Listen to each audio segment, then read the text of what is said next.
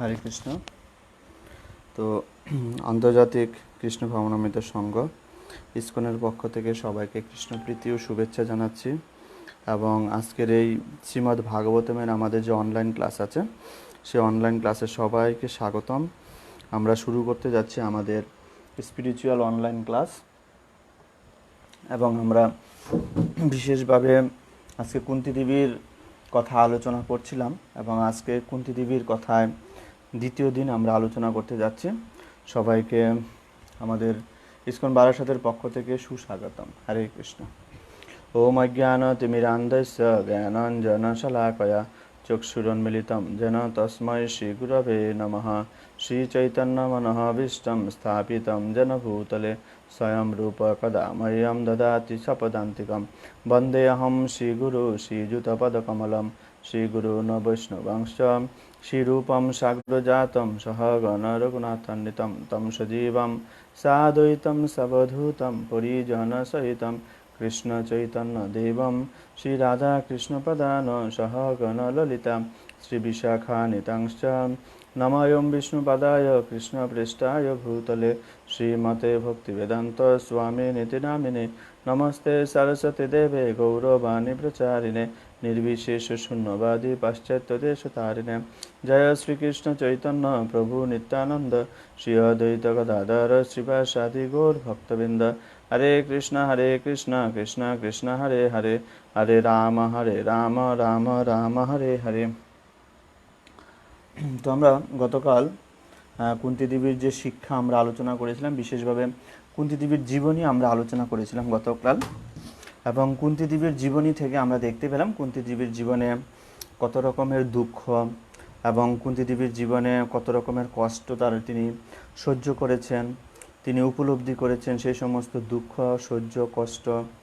তারপরে যখন কৃষ্ণ সবাইকে রক্ষা করলেন এবং বিশেষভাবে উত্তরার গর্ভে যে পরীক্ষিত মহারাজ ছিল, সেই পরীক্ষিত মহারাজকে রক্ষা করলেন, তখন সেখানে ভগবান যখন চলে যাচ্ছিলেন দ্বারকার উদ্দেশ্যে, তখন সেখানে কুন্তী দেবী এসে ভগবানের কাছে প্রার্থনা করতে শুরু করলেন। যদিও কুন্তী দেবী বয়সে বড় ছিলেন, কিন্তু আধ্যাত্মিক দিক থেকে রক্ষাকর্তা হচ্ছে ভগবান স্বয়ং কৃষ্ণ, তাই না?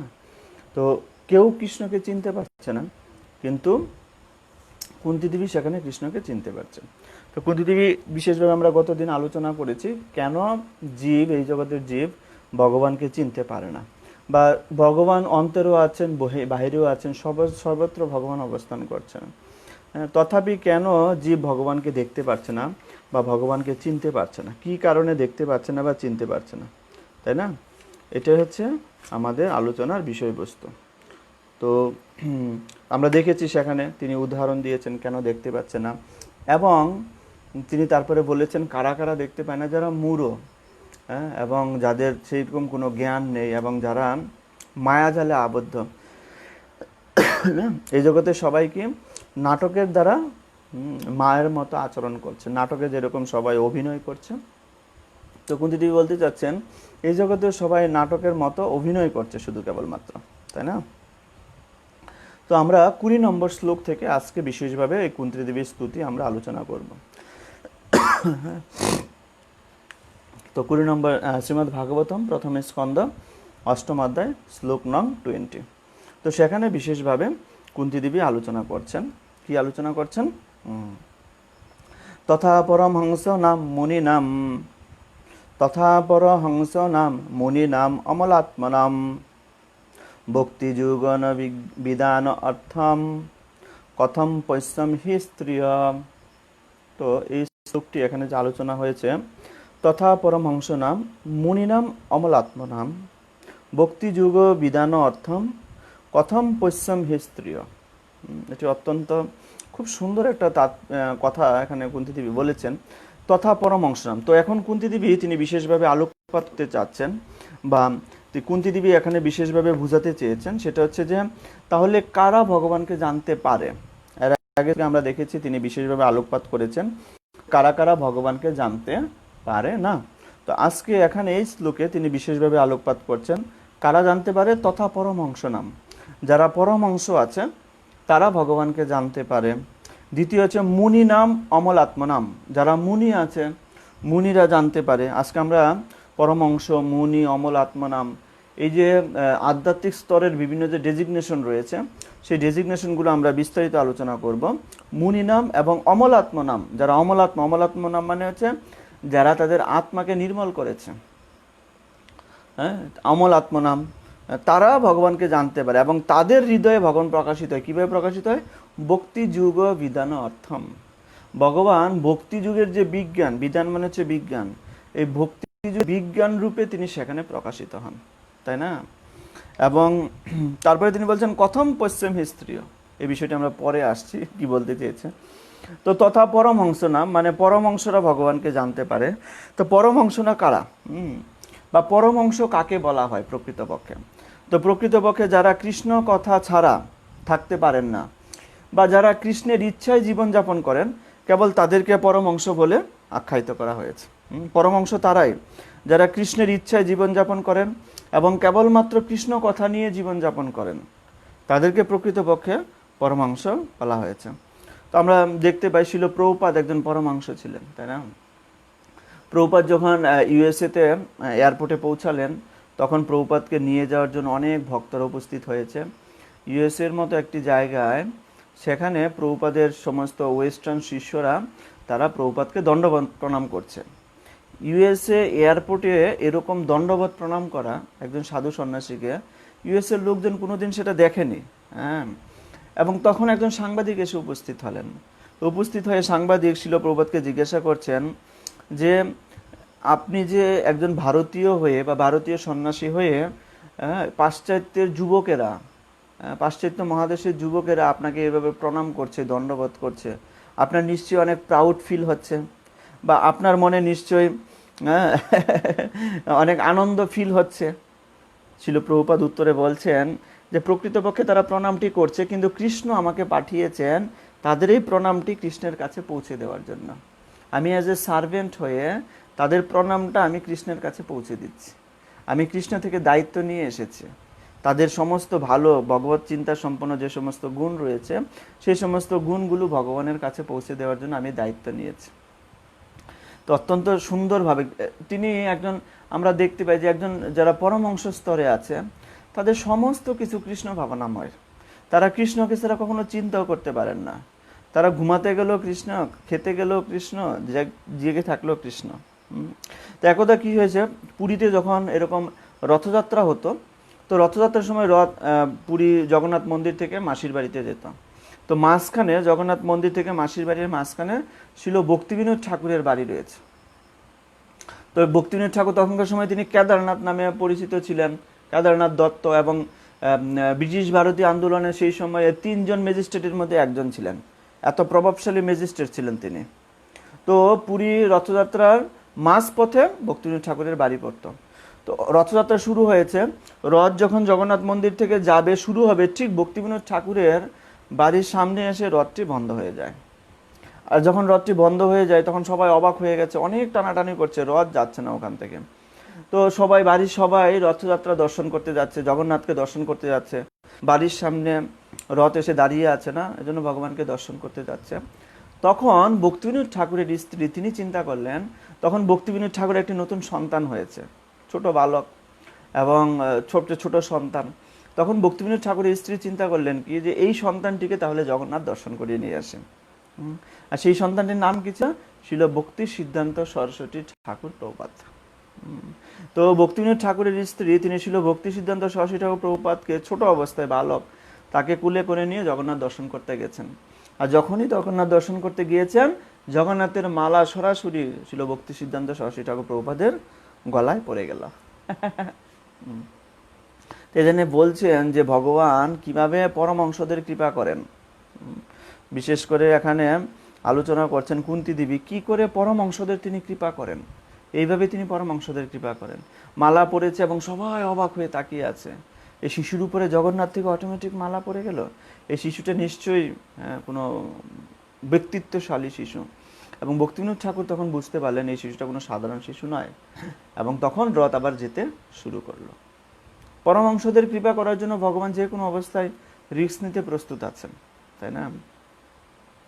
এইভাবে পরমহংসরা তারা ভগবান কুন্তী দেবী বুঝাতে চেয়েছেন যে কারা কৃপা পেতে পারে বা কারা সাধারণত কৃপা পায়। হ্যাঁ, যেমন আমরা আবার দেখতে পাই ভক্তিবিনোদ ঠাকুর যখন তিনি পুরী থেকে ট্রান্সফার হয়ে তিনি যখন মায়াপুর ধামে এসেছেন এবং মায়াপুর ধামে স্বরূপগঞ্জে তিনি অবস্থান করছিলেন এবং স্বরূপগঞ্জে যেটা হচ্ছে গুদ্রুমদ্বীপ আমরা বলে থাকি, তো গুদ্রুমদ্বীপে তিনি অবস্থান করছিলেন, তিনি নিজস্ব গৃহে অবস্থান করছিলেন এবং অফিসিয়াল কাজ করছিলেন। একদিন হঠাৎ করে তিনি ছাদে উঠলেন এবং ছাদে উঠে তিনি দেখতে পেলেন গঙ্গার ওই পারে, যেখানে মহাপ্রভুর জন্মস্থান ছিল, তো গঙ্গার ওই পারে মায়াপুরে, তখন সেটার নাম ছিল মিয়াপুর, তখন মায়াপুর ছিল না, তো গঙ্গার ওই পারে সেখান থেকে দিব্য আলো বেরোচ্ছে, একটা জায়গা থেকে দিব্য আলো নির্গত হচ্ছে। তো তখন ভক্তিবিনোদ ঠাকুর তিনি তার যে সিকিউরিটি ছিল সিকিউরিটিকে ডাকলেন, ডেকে জিজ্ঞাসা করলেন তুমি কি ওখানে কোনো দিব্য আলো দেখতে পাচ্ছ? তখন বললেন না, আমি তো কিছু দেখতে পাচ্ছি না।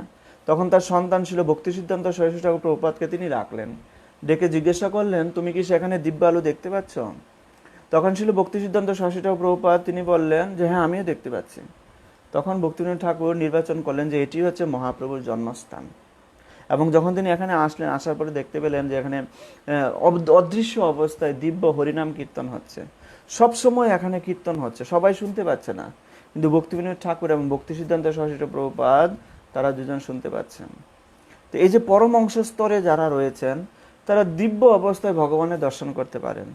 এখনো গৌরা রায়, এখনো সেই লীলা করে গৌরা রায়, চৈতন্য মহাপ্রভু এখনো সেই পরম অংশদের সঙ্গে সেই দিব্য লীলা সম্পাদন করছেন, সবসময় তাদের সঙ্গে লীলায় সম্পাদন আছেন, কিন্তু সাধারণ মানুষ এটি বুঝতে পারে না, সাধারণ মানুষ এটি দর্শন করতে পারে না, সাধারণ মানুষ এটি অনুভবও করতে পারে না, তাই না?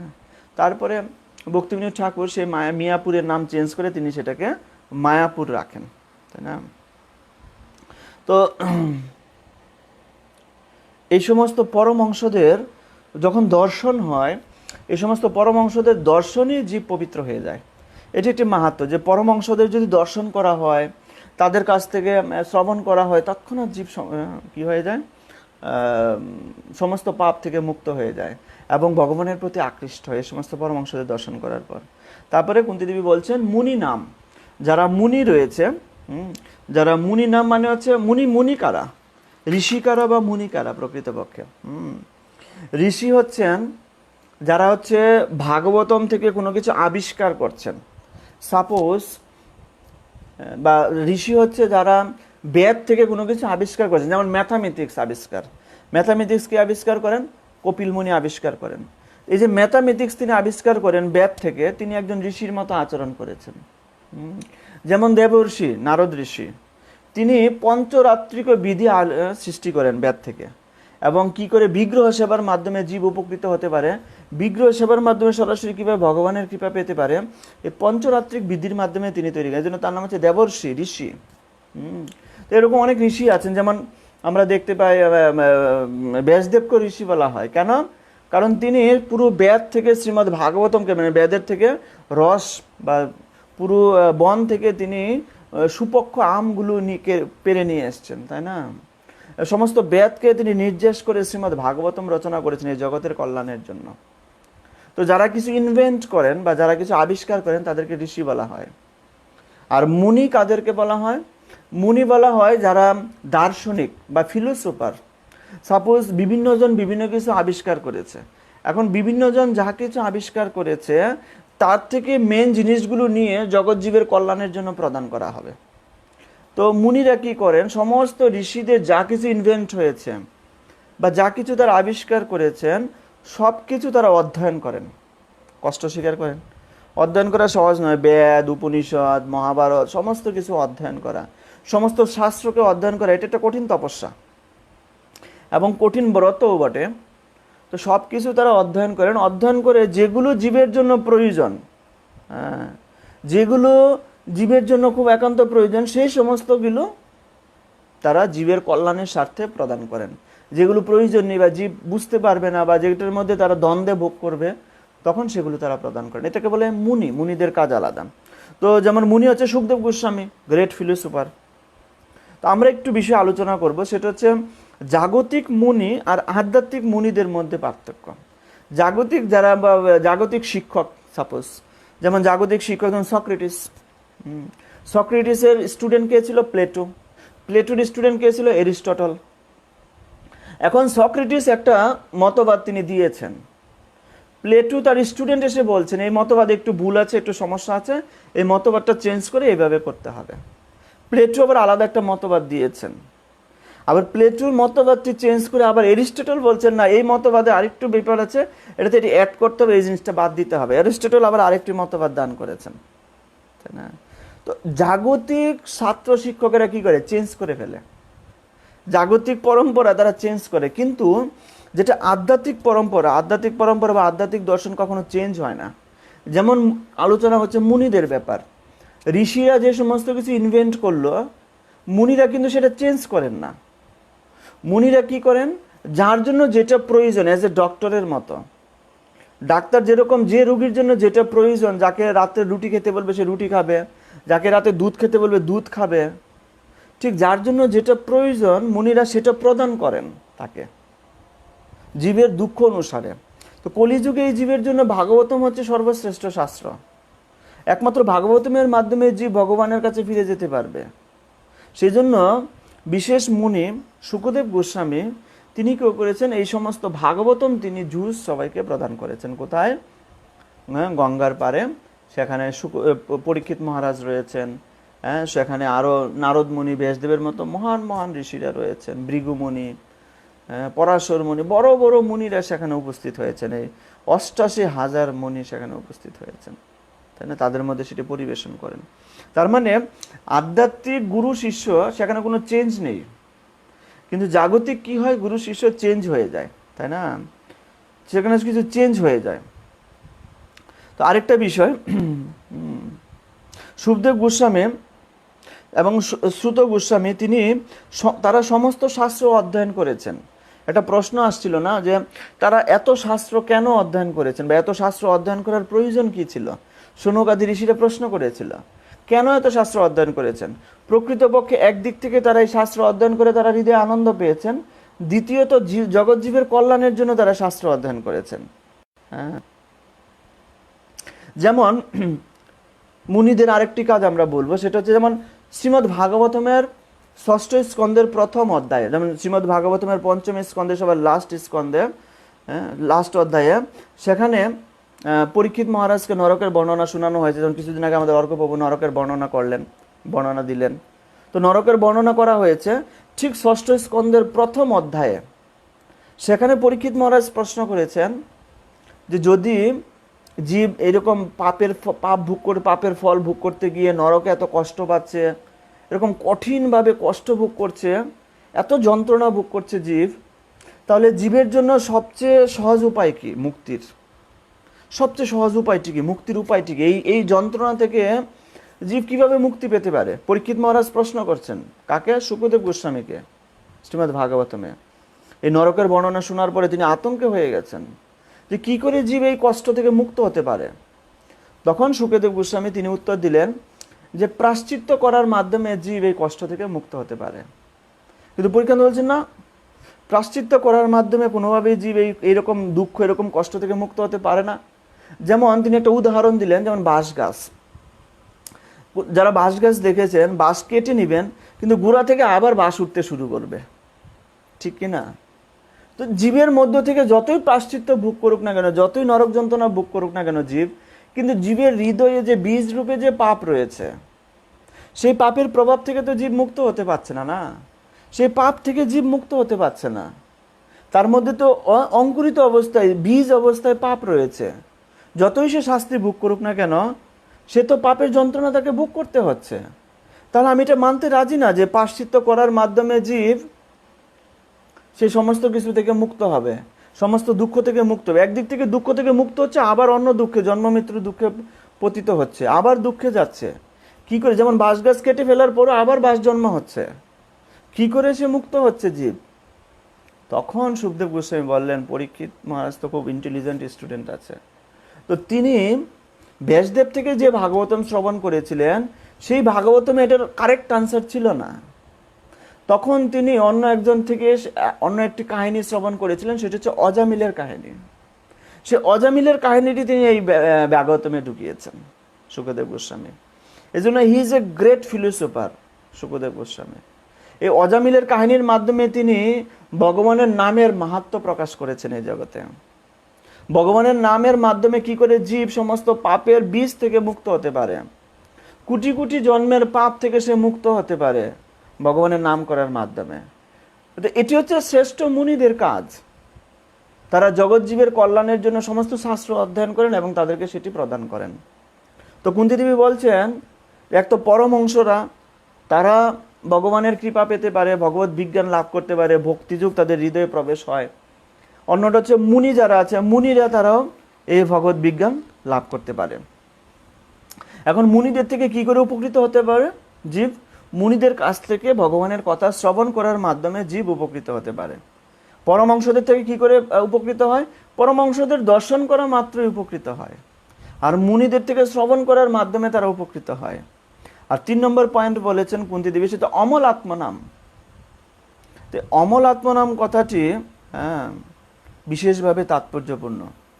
অমল আত্মনাম মানে হচ্ছে যাদের আত্মা মল থেকে মুক্ত হয়েছে। মল মানে কি? অপরিচ্ছন্নতা, অপরিষ্কার, অন্ধকার, অন্ধকার থেকে মুক্ত হয়েছে, সেটা অমল আত্মনাম। তো এই অমল আত্মনাম আরেকটা অর্থ আছে, যিনি জড় এবং চিন্ময় বস্তুর মধ্যে পার্থক্য বুঝতে পারেন। যেমন এই দেহ, এই দেহটিকে জড় না চিন্ময়? দেহটা জড়, তাহলে দেহ এবং আত্মার মধ্যে, আত্মা হচ্ছে চিন্ময়, দেহ এবং আত্মার মধ্যে পার্থক্য তারা বুঝতে পেরেছেন এবং সেটি অনুভব করতে পেরেছেন। ছিল সুখদেব গোস্বামী যখন তিনি জন্ম হওয়ার পরেই বেরিয়ে যাচ্ছিলেন, তখন একটা সরোবরে কিছু মাতাজিরা তারা নগ্ন অবস্থায় স্নান করছিলেন। সুখদেব গোস্বামী তার মনে সেই ভাবই নেই, এবং তিনি দেহের মধ্যে যে আছেন সেটাই তিনি বুঝতে পারছেন না। তিনি যে একটা দেহের মধ্যে অবস্থান করছেন, তিনি আত্মাতে এতটা স্থিত ছিলেন, তিনি যে দেহের মধ্যে অবস্থান করছেন সেই অনুভূতিটুকু তার ছিল না। এটা হচ্ছে অমল আত্মনাম, পুরোপুরি মল থেকে। এই দেহগত চিন্তাই হচ্ছে আত্মার সবচেয়ে বড় মল। আত্মাকে বারবার দেহ ধারণ করতে হচ্ছে, কখনো কুকুরের দেহ, শুকরের দেহ, সমস্ত দেহ ধারণ করতে হয়েছে। তো অমল আত্মা যেমন আমরা দেখতে পাই ইস্কনের যে সমস্ত আমাদের আচার্যবর্গরা রয়েছেন, তা হচ্ছে অমল আত্মনাম। তাদের আত্মাতে কোনো মল নেই, টোটালি ক্লিন আত্মা, পরিষ্কার আত্মা, তাই না? যেমন আমরা যদি পড়ি, ছিল রাধানাথ স্বামী মহারাজের জীবনী, ব্যাক টু হোম, ওনার একটা বই আছে। তো রাধানাথ মহারাজের জীবনী থেকে আমরা দেখতে পাই কিভাবে তারা এই অনুসন্ধান করার মাধ্যমে, তপস্যা করার মাধ্যমে সদ্গুরুর তত্ত্বাবধানে এসে নিজের জীবনকে উদ্ভাসিত করেছেন।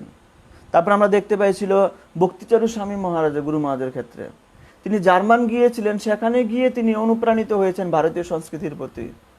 সেখানে তিনি ব্যাক টু গ্যাডেড ম্যাগাজিন নিয়েছিলেন। পরে তিনি কলকাতায় আসলেন, সেখানে এসে ভক্ত সঙ্গ পেলেন। পরবর্তীতে তিনি মায়াপুরে আসলেন এবং মায়াপুরে এসে তিনি ভক্ত সঙ্গ পেলেন, এবং অবশেষে তিনি এলাহাবাদে গিয়ে শিল প্রভুপাদের সান্নিধ্য পেলেন। কিভাবে তারা উন্নত ভক্তদের সঙ্গের মাধ্যমে নিজেকে মুক্ত করেছেন, এই জগতের বন্ধন থেকে নিজেকে মুক্ত করেছেন। এটা হচ্ছে অমল আত্মনাম।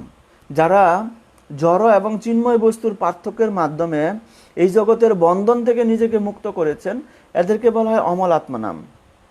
এমন একটা বিষয় আলোচনা হয়েছে শ্রীমদ্ ভাগবতমে, বিশেষ করে অজামিলের কথা ব্যাখ্যা করার পরে ছিল সুখদেব গোস্বামী বলছেন যে এই ভগবানের নামের এত মাহাত্ম্য, যারা নামকে আশ্রয় করবে, সে যত বড় পাপী হোক না কেন, সে যত নিকৃষ্ট স্তরেই হোক না কেন, সে ভগবানের অত্যন্ত উচ্চ স্তরে পৌঁছে যেতে পারে। নামের এত গুণ রয়েছে, নামের মধ্যে এত পাওয়ার রয়েছে। নাম এবং নামই অভিন্ন। এই নামই মানুষকে অমল আত্মা নামে পরিণত করতে পারে। যেমন আমরা দেখতে পাই রত্নাকর দস্যু। রত্নাকর দস্যু একজন পাপী ছিল। তিনি খুব খুব মানুষকে খুব কষ্ট দিয়ে মারতেন, এত পাপী ছিল। আর তিনি নারদমণির সংস্পর্শে এসে নিজেকে কি করে সংশোধন করলেন। সেজন্য আমাদের উচিত ভক্ত সঙ্গে এসে নিজেকে সংশোধন করার প্রক্রিয়া শিক্ষা লাভ করা। ভক্ত সঙ্গে আমরা শুধু আনন্দ করতে আসি না, তাই না? আনন্দ পাবো, ভালো খাবো, এরকম চিন্তা নেই। ভক্ত সঙ্গে আসি আমাদের নিজেদেরকে পিউরিফাই করার জন্য, নিজেদেরকে সংশোধন করার জন্য।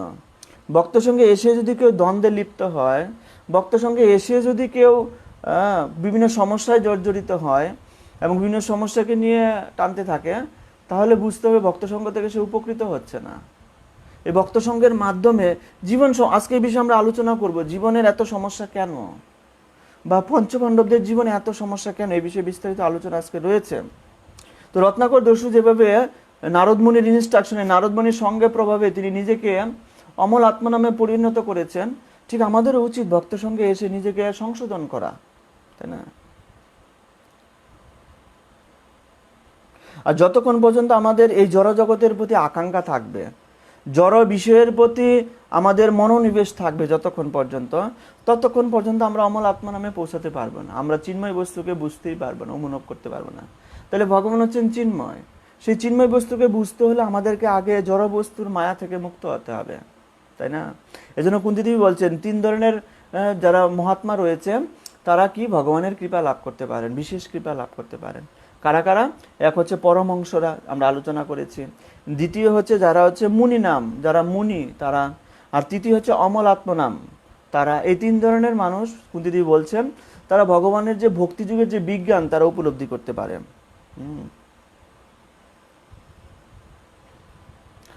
যেমন যে অমল আত্মনাম যারা আছে, আরেকটা বিষয়, বা এই ধরনের ব্যক্তিরা যারা আছে পরমহংস, মুনি এবং অমল আত্মনাম, তারা কি করতে পারেন, তাদের একটা পাওয়ার রয়েছে, তারা সাধারণ মানুষকেও পবিত্র করতে পারেন, সাধারণ মানুষকেও তারা কি করতে পারেন, শুদ্ধ অবস্থায় নিয়ে আসতে পারেন, এই পাওয়ার তাদের রয়েছে। যেমন কোনো একটা সাপোজ একটা গল্প বলছি, কোনো একটা রেসিডেন্সিয়াল এরিয়াতে কিছু বাচ্চারা কি করছিল, ক্রিকেট খেলা শুরু করে দিয়েছিল। আর যখন ক্রিকেট খেলা শুরু করেছে, বল গিয়ে যখনই কোনো জানালাতে পড়তো এবং সেই জানালা কাঁচ ভেঙে যেত, কারো বাড়িতে গিয়ে বল পড়তো, এবং সেইখানে মানুষজন খুব উৎপাত, এই সমস্ত ঝামেলায় তারা খুব বিরক্ত হয়ে আছেন, এবং বাচ্চাদেরকে বোঝানো শুরু করলে, দেখো তোমরা এখানে খেলো না। না, বাচ্চারা রাজি না, আমরা এখানে খেলবই, আমরা এটা খেলার জায়গা, আমরা খেলবো, আপনার বাড়িতে বল গেলে আপনি বাড়ি দূরে করে নেন। সবাই পড়ে গেছে বিপদে। আরে বাচ্চাদের খেলা কি করে বন্ধ করা যায়? তখন তাদের মধ্যে থেকে একজন বৃদ্ধ ব্যক্তি, তিনি দায়িত্ব নিলেন, জ্ঞানী ব্যক্তি, পণ্ডিত ব্যক্তি, তিনি দায়িত্ব নিলেন যে আমি বাচ্চাদের খেলাটা বন্ধ করব। ঠিক আছে, তিনি প্রথম দিন খেলা দেখতে গেলেন, খেলা দেখতে গিয়ে হাততালি দিচ্ছেন, সবাইকে ইন্সপায়ারেশন করছেন, সবাইকে হ্যাঁ বলছো তোমরা খুব ভালো খেলেছো, প্রথম দিন গেল। দ্বিতীয় দিন তিনি খেলা দেখতে গিয়েছেন এবং খেলা দেখতে গিয়ে বলছেন তোমরা যে এত ভালো খেলছো, কেউ তো জয়ী হচ্ছে, কেউ পরাজিত হচ্ছে, তো যারা জয়ী হচ্ছে তাদেরকে আমি পুরস্কার দিব। কি পুরস্কার? তাদেরকে আমি 500 টাকা করে পুরস্কার দিব সাপোজ, যারা জয়ী হবে।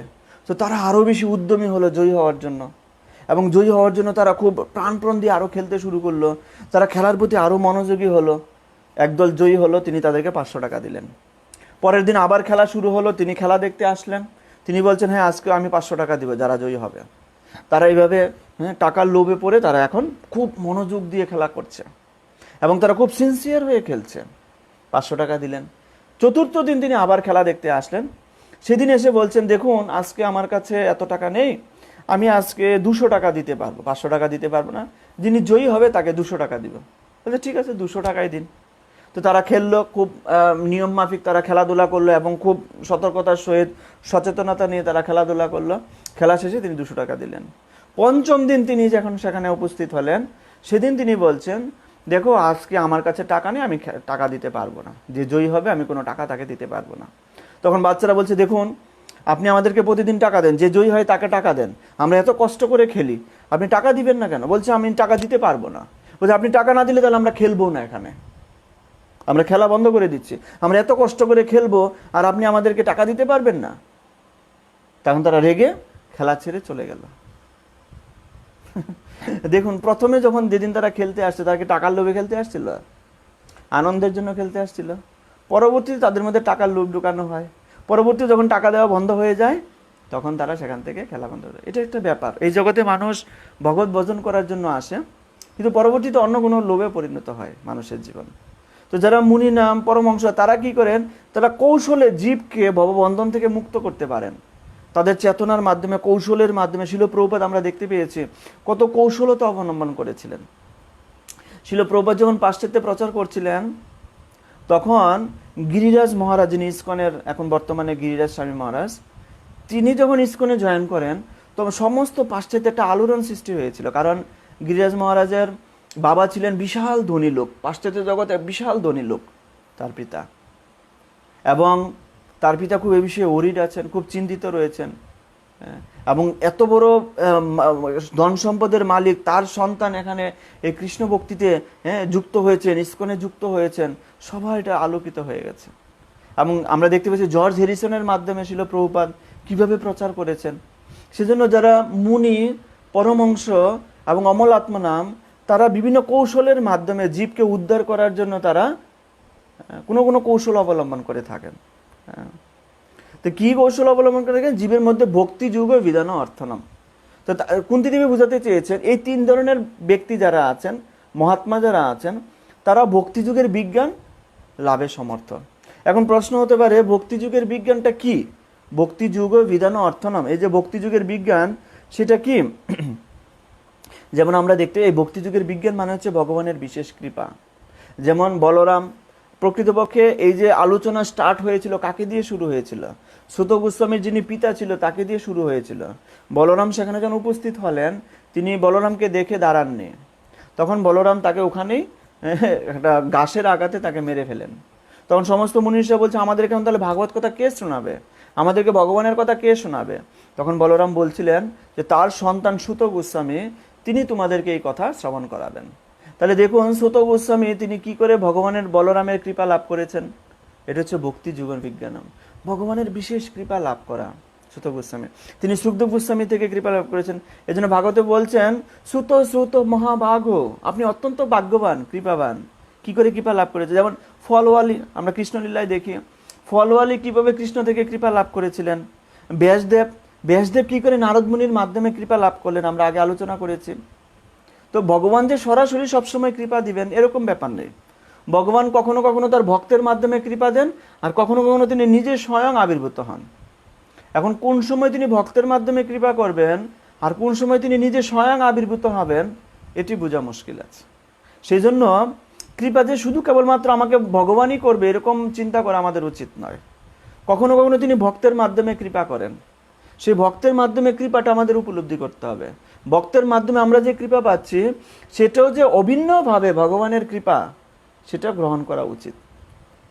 ভগবান এই কলিযুগে বিশেষভাবে ভক্তের মাধ্যমেই কৃপা করেন, তাই না? তারপর আমরা দেখতে শিল প্রভুপাদ যখন পাশ্চাত্যে গিয়েছিলেন, তখন কিছু মর্নিং ওয়ার্কে বেরিয়েছেন শিল প্রভুপাদ, এবং কিছু শিষ্যরা এসে শিল প্রভুপাদকে বলেন, শিল প্রভুপাদ আমরা নিশ্চয়ই পূর্বজন্মে অনেক সুকৃতি করেছি, আমরা নিশ্চয়ই পূর্বজন্মে অনেক অনেক কিছু করেছি, যান যজ্ঞ তপস্যা অনেক কিছু করেছি, যার ফলে আপনার মতো গুরু পেয়েছি, যার ফলে আমরা এই ভক্তিযুগে যুক্ত হয়েছি। শিল প্রভুপাদ বললেন মোটেই না, তোমরা পূর্বজন্মে কিছুই করনি।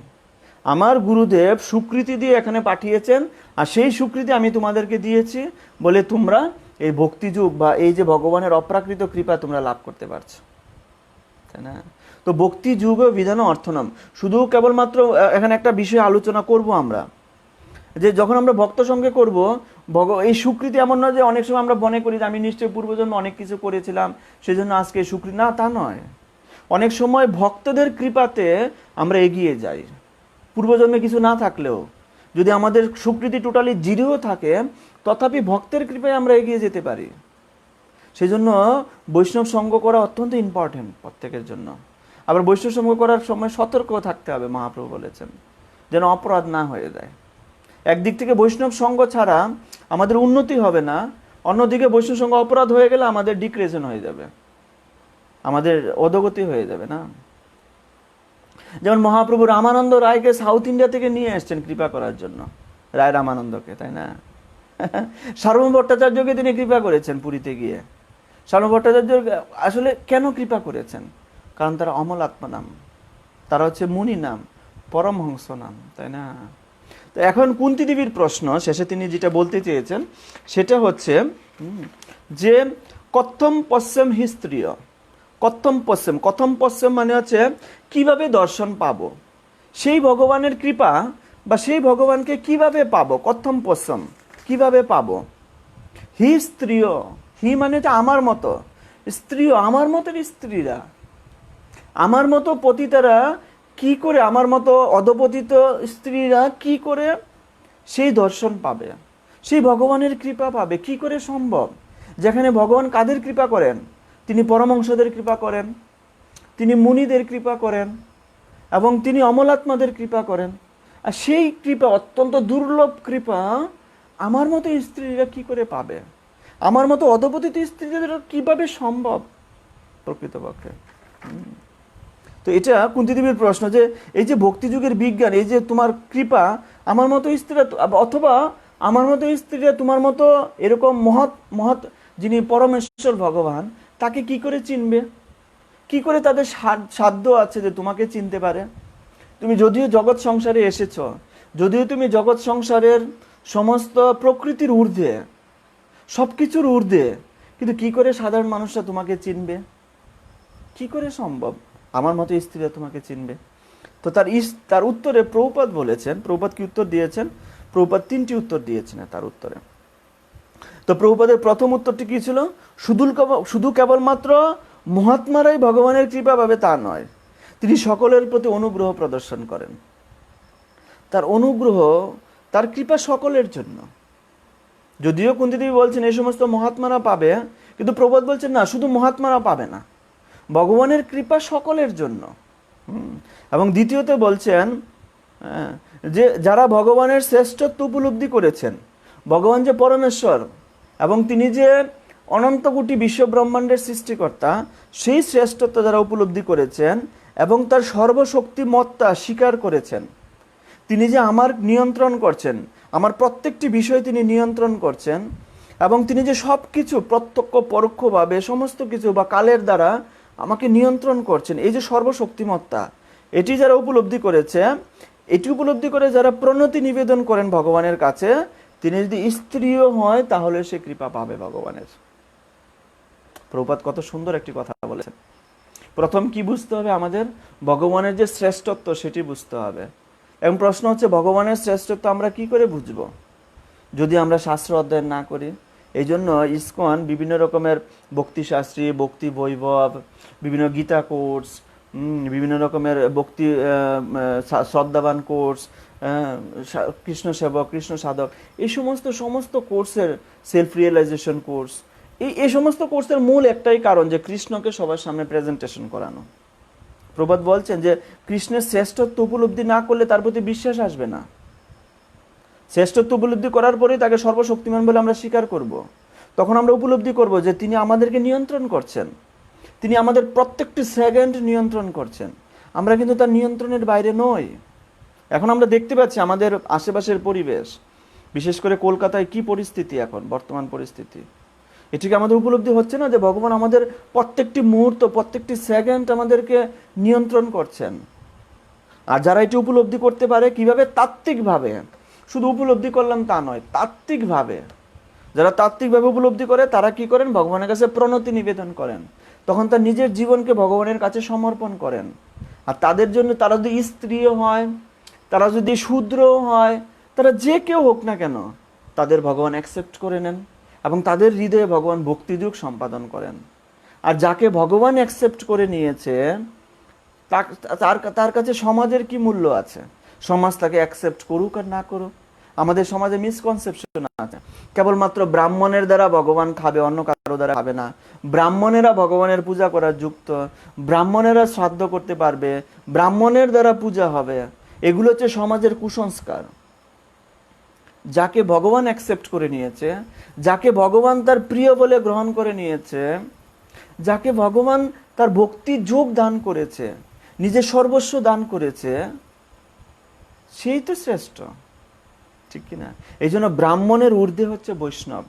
তো প্রভুপাদ বুঝাতে চেয়েছেন, যা নিজেকে আত্মনিবেদন করেছেন, নিজেকে ভগবানের জন্য সবসময় সমর্পণ করে দেন, সে যদি স্ত্রীও হয়, সে যদি কনিষ্ঠ হয়। সেজন্য প্রভুপাদ একটি কথা বলেছেন যে আমরা যখন প্রচার করতে যাই, কোথাও আলোচনা করতে যাই, তখন আমরা দেখতে পাই যে মাতাজিদের সংখ্যা বেশি থাকে, তাই না? যেমন আমরা প্রচার করতে গেলে হরিনাম করার কথা বললে বেশি মাতাজিরাই হরিনাম করছে, প্রসাদ বুঝি হতে গেলে মাতাজিরাই বেশি প্রসাদ বুঝি হচ্ছে, ধর্মীয় নিয়ম কানুন সব মাতাজিরা বেশি করছে। প্রভুপাদ বলছেন কেন করছে মাতাজিরা বেশি? কারণ হচ্ছে মাতাজিদের মধ্যে ভগবানের প্রতি বিশ্বাস রয়েছে, তাদের হৃদয় হচ্ছে কোমল এবং তাদের ভগবানের প্রতি বিশ্বাস রয়েছে অগাধ। সেই কারণে তাদের জন্য ভক্তিযুগে এগোনো খুব সহজ। 3 নম্বর কথা বলছেন প্রভুপাদ, ভগবানের প্রতি সরল বিশ্বাসী ভক্তিপথে এগোনোর চাবিকাঠি। যারা ভগবানের প্রতি এগুতে চায় তাদের একটা বড় কোয়ালিফিকেশন হচ্ছে সরলতা, মন সরল থাকা, মনকে সবসময় সরল রাখা। মন যদি সরল না থাকে না, সেই মনে ভগবান কখনো বিরাজ করে না, সেই মন দিয়ে কখনো ভগবানের সেবা হয় না। প্রভুপাদ বিশেষভাবে উল্লেখ করে, যেহেতু মাতাজিদের মন হচ্ছে সরল। এখন আমি বলবো না সব মাতাজিদের মন সরল, তাই না? তো বেশিরভাগ মাতাজিদের মন সরল প্রভুর তুলনায়। সেই জন্য বিভিন্ন প্রোগ্রামে, বিভিন্ন আয়োজনে মাতাজিদের সংখ্যা বেশি দেখা যায়। আপনি সেবা ক্ষেত্রে মাতাজিরা বেশি এগিয়ে আসেন। তো এটি অত্যন্ত ইম্পর্টেন্ট নলেজ প্রভুপাদ দিয়েছেন আমাদেরকে, যে সরল হওয়া, ভক্তি জীবনে সরল হওয়া অত্যন্ত ইম্পর্টেন্ট। যেমন আমরা দেখতে পাই যখন সুত গোস্বামী তিনি যখন সমস্ত মুনি ঋষিদের সামনে ভাগবত কথা বলতে আসেন, তখন সৌনকাদি ঋষিরা সুত গোস্বামীকে কি বলছেন? সুত সুত মহাভাগো, আপনি অত্যন্ত ভাগ্যবান, আপনি সমস্ত বেদ, সমস্ত শাস্ত্র অধ্যয়ন করেছেন, আপনি বলরামের কৃপা পেয়েছেন, আপনি শুকদেব গোস্বামীর কৃপা পেয়েছেন, আপনি ব্যাসদেবের কৃপা পেয়েছেন, সমস্ত আচার্যদের কৃপা পেয়েছেন, তথাপি আপনি অত্যন্ত সরল। এত কৃপা পাওয়া সত্ত্বেও, এত জ্ঞান থাকা সত্ত্বেও আপনি যে সরল, এটি আপনার সবচেয়ে বড় যোগ্যতা। সেই জন্য ভক্তদের জন্য সবচেয়ে বড় যোগ্যতা হচ্ছে সরলতা। কুন্তী দেবী নিজেকে একটু সামনে নিজেকে প্রকাশ করবেন, নিজের দুঃখগুলো প্রকাশ করবেন। ভগবানকে পেয়েছেন, আজকে ভগবান চলে যাবে, ভগবান যদি চলে যায় মনের কাকে বলবো? ভগবান যদি চলে যায় এই মনের কথা কাকে বলবো আমি? সেজন্য কুন্তী দেবী আজকে তার সমস্ত মনের কথা ভগবানকে বলবেন, তাই না? তো প্রভুপাদ বিশেষভাবে আন্ডারলাইন করেছেন এই কথাটি, যে আমাদের ভক্তি জীবনের জন্য সরলতা অত্যন্ত ইম্পর্টেন্ট একটা বিষয়, তাই না? তো আমরা এখন 21 নম্বর শ্লোকে চলে যাব। তবে 20 নম্বর শ্লোকে বিশেষভাবে কুন্তী দেবী উল্লেখ করেছেন যে কারা কারা ভগবানকে লাভ করতে পারে। তো আমাদের মতো স্ত্রীরা যারা আছে, বা শূদ্ররা যারা আছে, বা যারা ইন্দ্রিয় তৃপ্তি পরায়ণ, তারা কি করে ভগবানকে দর্শন পাবে? যেখানে ভগবানকে দর্শন করতে হলে এত বড় বড় কোয়ালিফিকেশন লাগে। শিল প্রভুপাদ বলছেন, যারা ভগবানের চরণে আত্মনিবেদন করেছেন, সে স্ত্রী হোক বা শূদ্র হোক, যে অধপতিতে হোক না কেন, তিনি ভগবানের চরণে আত্মসমর্পণ করার সঙ্গে সঙ্গে তিনি ভগবানের বিশেষ কৃপা পেতে পারেন। তো এখন আমরা 21 নম্বর শ্লোকে বিশেষভাবে আলোচনা করব। তো 21 নম্বর শ্লোকে এখানে, এটা অত্যন্ত ইম্পর্টেন্ট শ্লোক শ্রীমদ্ ভাগবতের মধ্যে, এবং 21 নম্বর শ্লোকে সেখানে কুন্তী দেবী বিশেষভাবে উল্লেখ করেছেন এই যে পরম অংশ, এই যে মুনি নাম, আত্মনাম, এবং এই যে যারা হচ্ছে মুনি নাম, অমলাত্মা নাম, এই যে 3 ধরনের ব্যক্তি, তারা কার উপাসনা করে? প্রকৃতপক্ষে তারা কার উপাসনা করছে, বা জীবের কার উপাসনা করা উচিত? জীবের পরম লক্ষ্য কি হওয়া উচিত? কুন্তী দেবী 21 নম্বর শ্লোকে বলছেন, কৃষ্ণায় বাসুদেবায় দেবকী নন্দনায় চ নন্দ গোপ কুমারায় গোবিন্দায় নমো নমঃ। কৃষ্ণায় বাসুদেবায়, বাসুদেবায় কথার অর্থ কি? তিনি বসুদেব, সেই কৃষ্ণের উপাসনা করেন তারা, সেই কৃষ্ণই ভক্তিযোগ দান করেন, সেই কৃষ্ণের চরণে সবাই আত্মসমর্পণ করেন। যারা পরমংশ মুনি যারা রয়েছেন, অমলাত্মা নাম, তারা সেই কৃষ্ণের চরণে আত্মসমর্পণ। কোন কৃষ্ণ? যে কৃষ্ণ হচ্ছে বাসুদেব তনয়, বসুদেব তনয়, হ্যাঁ, বসুদেবের পুত্র সেই বাসুদেব কৃষ্ণ, যে বসুদেবের পুত্র কৃষ্ণ, সেই কৃষ্ণের চরণে নিজেকে আত্মসমর্পণ করেন। তিনি আবার দেবকী নন্দন আয়চ, তিনি হচ্ছেন দেবকীর পুত্র, তিনি বসুদেব এবং দেবকীর পুত্র। নন্দ গোপ কুমার আয়, তিনি হচ্ছেন সেই সমস্ত নন্দ, যে সমস্ত গোপ আছেন, বৃন্দাবনে যে সমস্ত বালকেরা আছেন, যারা হচ্ছে তার সখা, সেই কৃষ্ণ। তো আমাদের কোন কৃষ্ণের ভজনা করা উচিত? বিভিন্ন রকমের কৃষ্ণ রয়েছে, দ্বারকাধীশ কৃষ্ণ রয়েছে, কৃষ্ণের বিভিন্ন রূপ রয়েছে, শুধু বিভিন্ন রূপ নয়, যেমন কৃষ্ণের বিভিন্ন রূপ রয়েছে, কৃষ্ণ অনন্ত কোটি রূপে নিজেকে প্রকাশ করেছেন। রাম রূপে তিনি নিজেকে প্রকাশ করেছেন, নৃসিংহদেব রূপে নিজেকে প্রকাশ করেছেন, হ্যাঁ, তিনি বিভিন্ন রূপে প্রকাশ করেছেন, তিনি অনন্ত কোটি বিষ্ণু রূপে নিজেকে প্রকাশ করেছেন, তিনি দ্বারকাধীশ রূপে নিজেকে প্রকাশ করেছেন, ঠিক না? তিনি মথুরাধীশ রূপে নিজেকে প্রকাশ করেছেন। কৃষ্ণ বিভিন্নভাবে নিজেকে প্রকাশ করেছেন। কিন্তু কুন্তী দেবী বলছেন, আমাদের কোন কৃষ্ণের ভজনা করা উচিত, আমাদের কোন কৃষ্ণের ধ্যান করা উচিত? যে কৃষ্ণ নন্দ গোপ কুমারায়, যে কৃষ্ণ হচ্ছেন গোপ বালকেদের সখা, যে কৃষ্ণ বৃন্দাবনে গাভী চড়ায়, যে কৃষ্ণ তার অনন্ত গাভী এবং গোপবালকদের সঙ্গে বৃন্দাবনে বিচরণ করেন, আমাদের সেই কৃষ্ণের বচনা করা উচিত। নন্দ গোপ কুমারায়, কৌমর অবস্থায় ভগবানের যে রূপ, সেই রূপের ভজনা করা উচিত, তাই না? আমাদের অন্য রূপের ভজনা করা উচিত নয়। এটি হচ্ছে হাইয়েস্ট পারফেকশন লাইফের, এবং এটি হচ্ছে অনাদির আদি রূপ ভগবানের। এই যে রূপ, যে রূপে তিনি বৃন্দাবনে গাভী চরান, যে রূপে তিনি ব্রজ গোপিকাদের সাথে লীলা করছেন, যেই রূপে তিনি তার সখাদের সঙ্গে বৃন্দাবনে এবং গিরি গোবর্ধনের মাঝে বিচরণ করছেন, সেই রূপের ভজনা করা উচিত আমাদের। সেই বৃন্দাবন কৃষ্ণকে আমাদের ভজনা করা উচিত। এখানে কুন্তিদেবী বলছেন নন্দ গোপ কুমারায়, তারপরে বলছেন কি গোবিন্দায়। গোবিন্দায় মানে কি? গোবিন্দ অর্থ দুটা হয়। একটা হচ্ছে তিনি গাভীদের প্রীতি বিধান করেন, তার প্রিয় হচ্ছে গাভী, তাই না? একসময় রামচন্দ্র তিনি যখন বনে গমন করলেন, তিনি গাভীর দ্বারা অত্যন্ত আসক্ত হলেন। গাভীকে দেখে তার খুব ভালো লাগলো, একটা গাভী দেখে। তখন তিনি ভাবলেন, এই রাজ্য ছেড়ে আমি যদি এমন একটা জীবন পেতাম, যে জীবন আমি এই রাজ্য ছেড়ে, এই সমস্ত ছেড়ে আমি যদি গাভীদের সঙ্গে দিন কাটাতে পারতাম, কত ভালো হতো।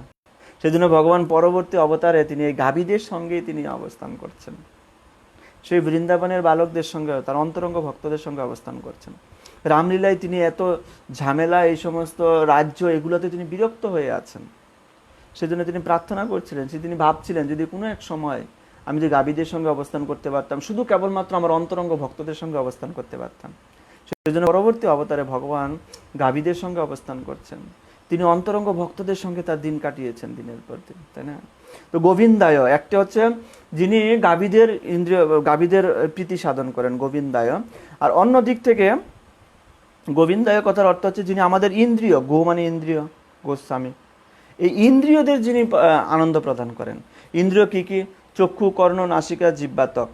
জিহ্বা কিভাবে আমরা আনন্দ পাই? ভগবানের প্রসাদ পেয়ে, ভগবানের কীর্তন করে, ভগবানের কথা বলে আমরা আনন্দ পাই। কান দিয়ে আমরা কিভাবে আনন্দ পাই? কর্ণ ইন্দ্রিয়ের মাধ্যমে, যেমন ভগবানের কথা শ্রবণ করে আমরা আনন্দ পাই। চোখ দিয়ে কিভাবে আনন্দ পাই? চোখ দিয়ে ভগবানকে দর্শন করে আমরা আনন্দ পাই। জিহ্বা, ত্বক, ত্বক দিয়ে আমরা কিভাবে আনন্দ পাই? ত্বক দিয়ে ভগবানের অনেক সময় নৃসিংহদেবের আমরা এরকম আশীর্বাদ নিচ্ছি, ঘ্রাণ নিচ্ছি, ঘ্রাণের মাধ্যমে আমরা ভগবানের সেবা করতে পারি, তাই না? তো এইভাবে গোবিন্দ মানে হচ্ছে তারা যিনি আমাদের ইন্দ্রিয়কে আনন্দ দান করেন। নমো নমো, আমি তাকে নমস্কার করি। তো এখানে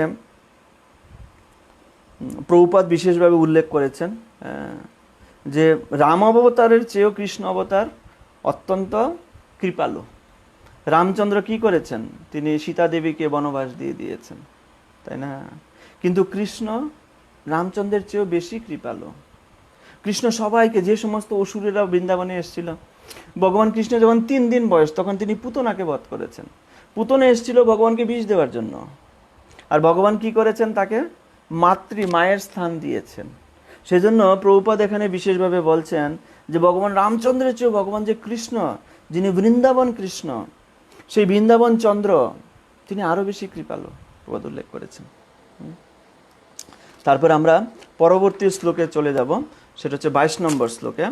এখানে বিশেষভাবে কুন্তী দেবী তিনি উল্লেখ করেছেন যে ভগবানের যে মহিমা রয়েছে, সেই ভগবান দেখতে কীরকম, তিনি বিশেষভাবে একটি ব্যাখ্যা করেছেন। আসলে প্রকৃতপক্ষে সেই ভগবান দেখতে কীরকম, 22 নম্বর শ্লোকটি আমরা পড়ব। নম পঙ্কজনাভায় নম পঙ্কজমালিনে নম পঙ্কজ নেত্রায় নমস্তে পঙ্কজাগ্রায়ে। তো কুন্তী দেবী বলছেন 22 নম্বর শ্লোকে বিশেষভাবে এখানে ভগবানের রূপের বিশেষ বর্ণনা তিনি দান করেছেন। সেই ভগবান দেখতে কীরকম এখানে বলছেন, নম পঙ্কজ নাভায়। ভগবানের যে উদর, সেই উদর হচ্ছে পদ্ম সদৃশ। আপনারা পদ্ম দেখেছেন তো? জলের মধ্যে যখন পদ্ম ফুল ফুটে, আর সেই পদ্ম ফুলের যে কালার, মাত্র নতুন একটা পদ্ম ফুল যখন ফুটে, তখন সমস্ত যে প্রকৃতি রয়েছে, সেই প্রকৃতির মধ্যে সবচেয়ে আকর্ষণীয় হয় সেই পদ্ম ফুলটা, এক।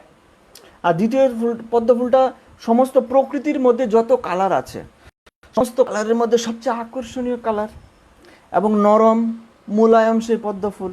তো এখানে কুন্তী দেবী তার মনের ভাব থেকে তিনি ভগবানের এই রূপের ব্যাখ্যা দিচ্ছেন। নম পঙ্কজ নাভায়, ভগবানের যে উদর, সেটা হচ্ছে পদ্ম ফুলের মতো। নম পঙ্কজ মালিনে, ভগবানের গলার মধ্যে পদ্ম ফুলের মালা সেখানে রয়েছে। ভগবান পদ্ম ফুলের মালা খুব পছন্দ করেন, এই জন্য মায়াপুরে বিভিন্ন জায়গায় আমরা দেখি পদ্ম ফুল রোপণ করা হয়, চাষ করা হয় এবং সেগুলো ভগবানের পরানো হয়। এবং আমরা দেখতে পাই যখন অক্রুর ঘাটে সেখানে ভগবান অবস্থান করছিলেন এবং ব্রাহ্মণ পুত্রীরা যখন এসেছিলেন, সেখানে ভগবান বৈজয়ন্তী মালা পরেছেন।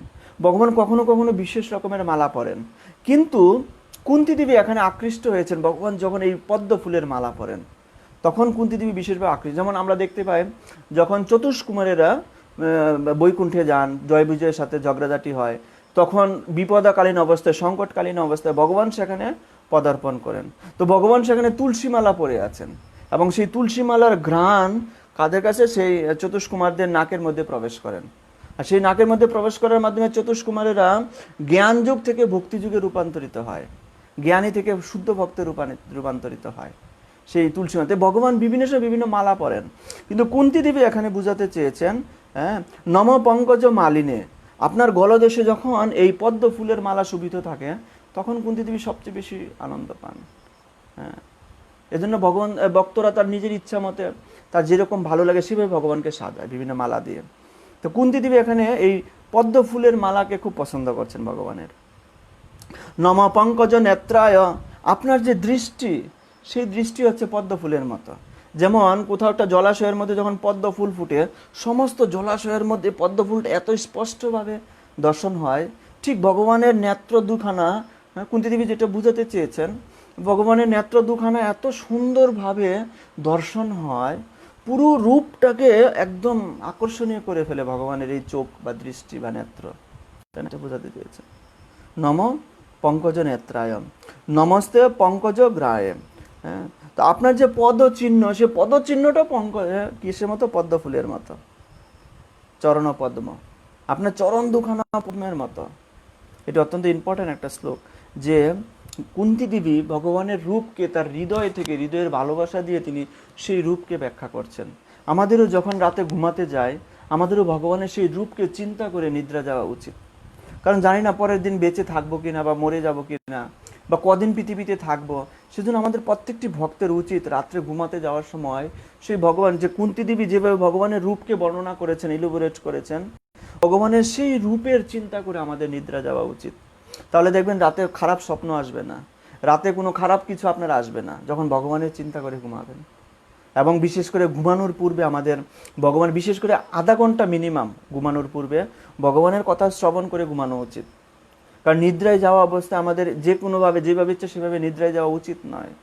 ভগবানের কথা আধা ঘন্টা শ্রবণ করে, এবং ভগবানের এই যে রূপ, যিনি এরকম পদ্ম ফুলের মালা পরে আছেন, যার চোখ দুটা পদ্ম ফুলের মতো, যার চরণ দুখানা পদ্ম ফুলের মতো, যার নাভি সদৃশ পদ্ম ফুলের মতো, সেই রূপের কল্পনা করতে করতে আমাদের নিদ্রা যাওয়া উচিত, তাই না?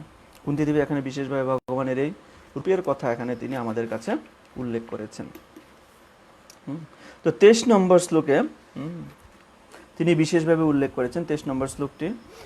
23 নম্বর শ্লোকে এখানে তিনি পার্সোনাল কিছু বিষয়ে চলে আসছেন হঠাৎ করে, তাই না? তিনি যে এতটা কৃপা পেয়েছেন ভগবান থেকে, সেই কৃপা তিনি ভগবানের কাছে শ্রদ্ধাজ্ঞ অর্পণ করছেন, নিজের রিভিল করছেন যে আমি কতটা কৃপা আপনার থেকে পেয়েছি, যদিও আমার কোনো যোগ্যতা নেই, তথবা আমি দেখুন আমি কতটা কৃপা আপনার থেকে পেয়েছি। 23 নম্বর শ্লোকে তিনি কি বলছেন? যথা ঋষিকেশ কলেন দেবকী কংসেন রুদ্ধা অতি চিরম সুচার্পিতা বিমোচিতাহম চ সহাত্মজ বিভু তয়া এব নাথেন মুহু বিপতগণাৎ। তিনি এখানে বিশেষভাবে বলতে চেয়েছেন, অনুবাদ, হে ঋষিকেশ, সকল ইন্দ্রিয়ের অধিপতি সর্বেশ্বর তোমার জননী দেবকীকে ঈর্ষাপরায়ণ কংস দীর্ঘকাল যাবৎ কারারুদ্ধ করে রাখাতে তিনি সুখে অভিভূত হলে তুমি তাকে কারামুক্ত করেছিলে, তেমনি তুমি আমাকে এবং আমার পুত্রদের বারে বারে বিপদ রাশি থেকে মুক্ত করেছ। দেখুন এখানে বিশেষভাবে তিনি উল্লেখ করতে চেয়েছেন, সেটা হচ্ছে যে যখন ভগবান আবির্ভাব হয়, তারপরে দেবকী এবং বসুদেব কংসের কারাগারে ছিলেন। তো কংস কি করতো, একটা একটা করে নিয়ে মেরে ফেলতো। এটা ঘটনা আছে। কংস ভেবেছিল না অষ্টম গর্ভের সন্তান আমাকে মারবে, সুতরাং অষ্টম গর্ভের সন্তান তো মারবো আমি, 7টা সন্তান মেরে কি লাভ। কংস যুক্তি খাটিয়েছে, আমি 7টা সন্তানকে কেন মারতে যাব? আমি কাউকে মারবো না, আমি শুধু অষ্টম সন্তানটাকে আমি মারবো, যেহেতু ওটাই তো আমার বিপদের কারণ না। তো হঠাৎ করে একদিন কংসের রাজ্যসভায় নারদমুনি এসে উপস্থিত। নারদমুনি একটা পদ্ম ফুল, এই আবার পদ্ম ফুলের কথা আসছে, পদ্ম ফুল নিয়ে এসছে, কংসকে বলছে, আচ্ছা কংস বলুন তো এই পদ্ম ফুলের কোন পাপড়ি থেকে শুরু করে কটা পাপড়িগুলো গুনুন তো। তিনি গণছেন 1 2 3 4 5 6 7 8। তিনি একটা থেকে শুরু করেছেন, আটটাতে শেষ করেছেন। তো নারদমুনি কি করলেন, পদ্ম ফুলটাকে আবার ঘুরিয়ে দিলেন, এবং চক্রির মতো ঘুরিয়ে দিলেন, ঘুরিয়ে তারপরে বলছে আবার গুনুন তো কোথার থেকে।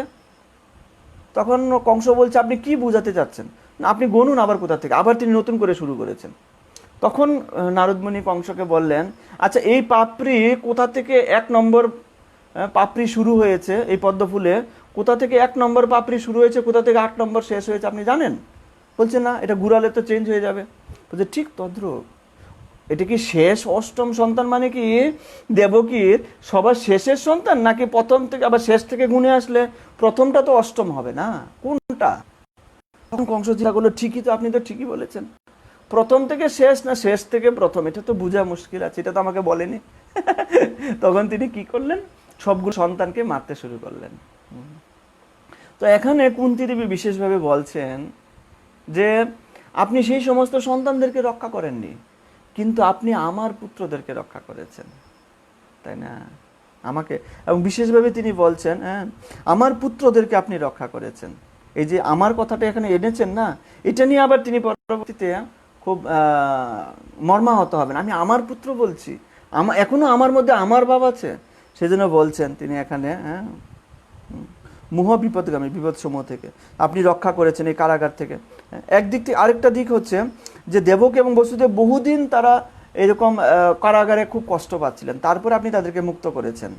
কিন্তু আমি তাদের চেয়েও অত্যন্ত ভাগ্যবান যে আমাকে এত কষ্ট পেতে হয় না, আমাকে কষ্ট আপনি অনুভব করতে দেননি। যদিও আমার কষ্ট এসেছে, কিন্তু আমাকে সেই কষ্ট আপনি অনুভব করতে দেননি, তার আগেই আপনি আমাকে রক্ষা করেছেন, তাই না? এটাই বুঝাতে চেয়েছেন।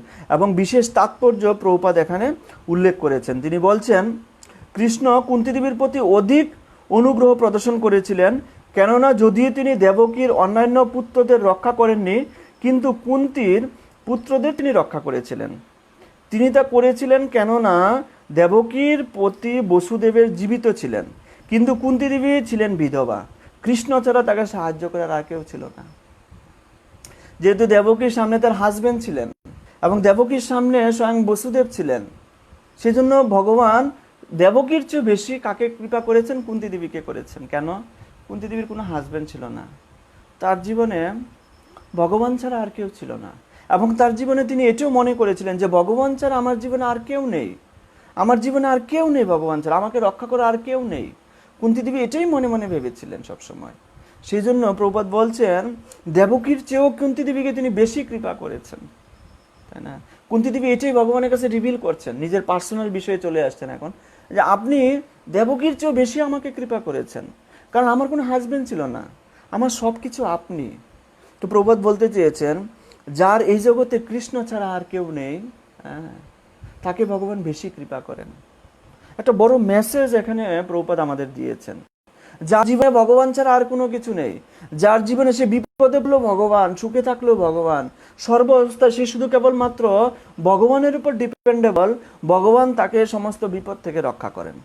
এটি হচ্ছে প্রভুপাদ আমাদের বুঝাতে চেয়েছেন, এটি কুন্তী দেবী আমাদেরকে বুঝাতে চেয়েছেন, যে পরমংস মুনি বা অমলাত্মনাম তার অনেক যোগ্যতা সম্পন্ন, কিন্তু তথাপি আমার মতো স্ত্রীদের আপনি রক্ষা করেছেন, আমার মতো স্ত্রীদের পুত্রকে আপনি রক্ষা করেছেন। কেন?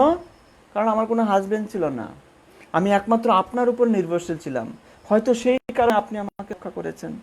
আপনাকে ছাড়া তো আমার আর কেউ ছিল না, না আপনাকে ছাড়া আমি আর কাউকে চিন্তামই নেই জগতে, আপনি আমাদের বিপদে একমাত্র রক্ষাকর্তা, সেই জন্য হয়তো আপনি আমাকে রক্ষা করেছেন সমস্ত বিপদ থেকে, তাই না?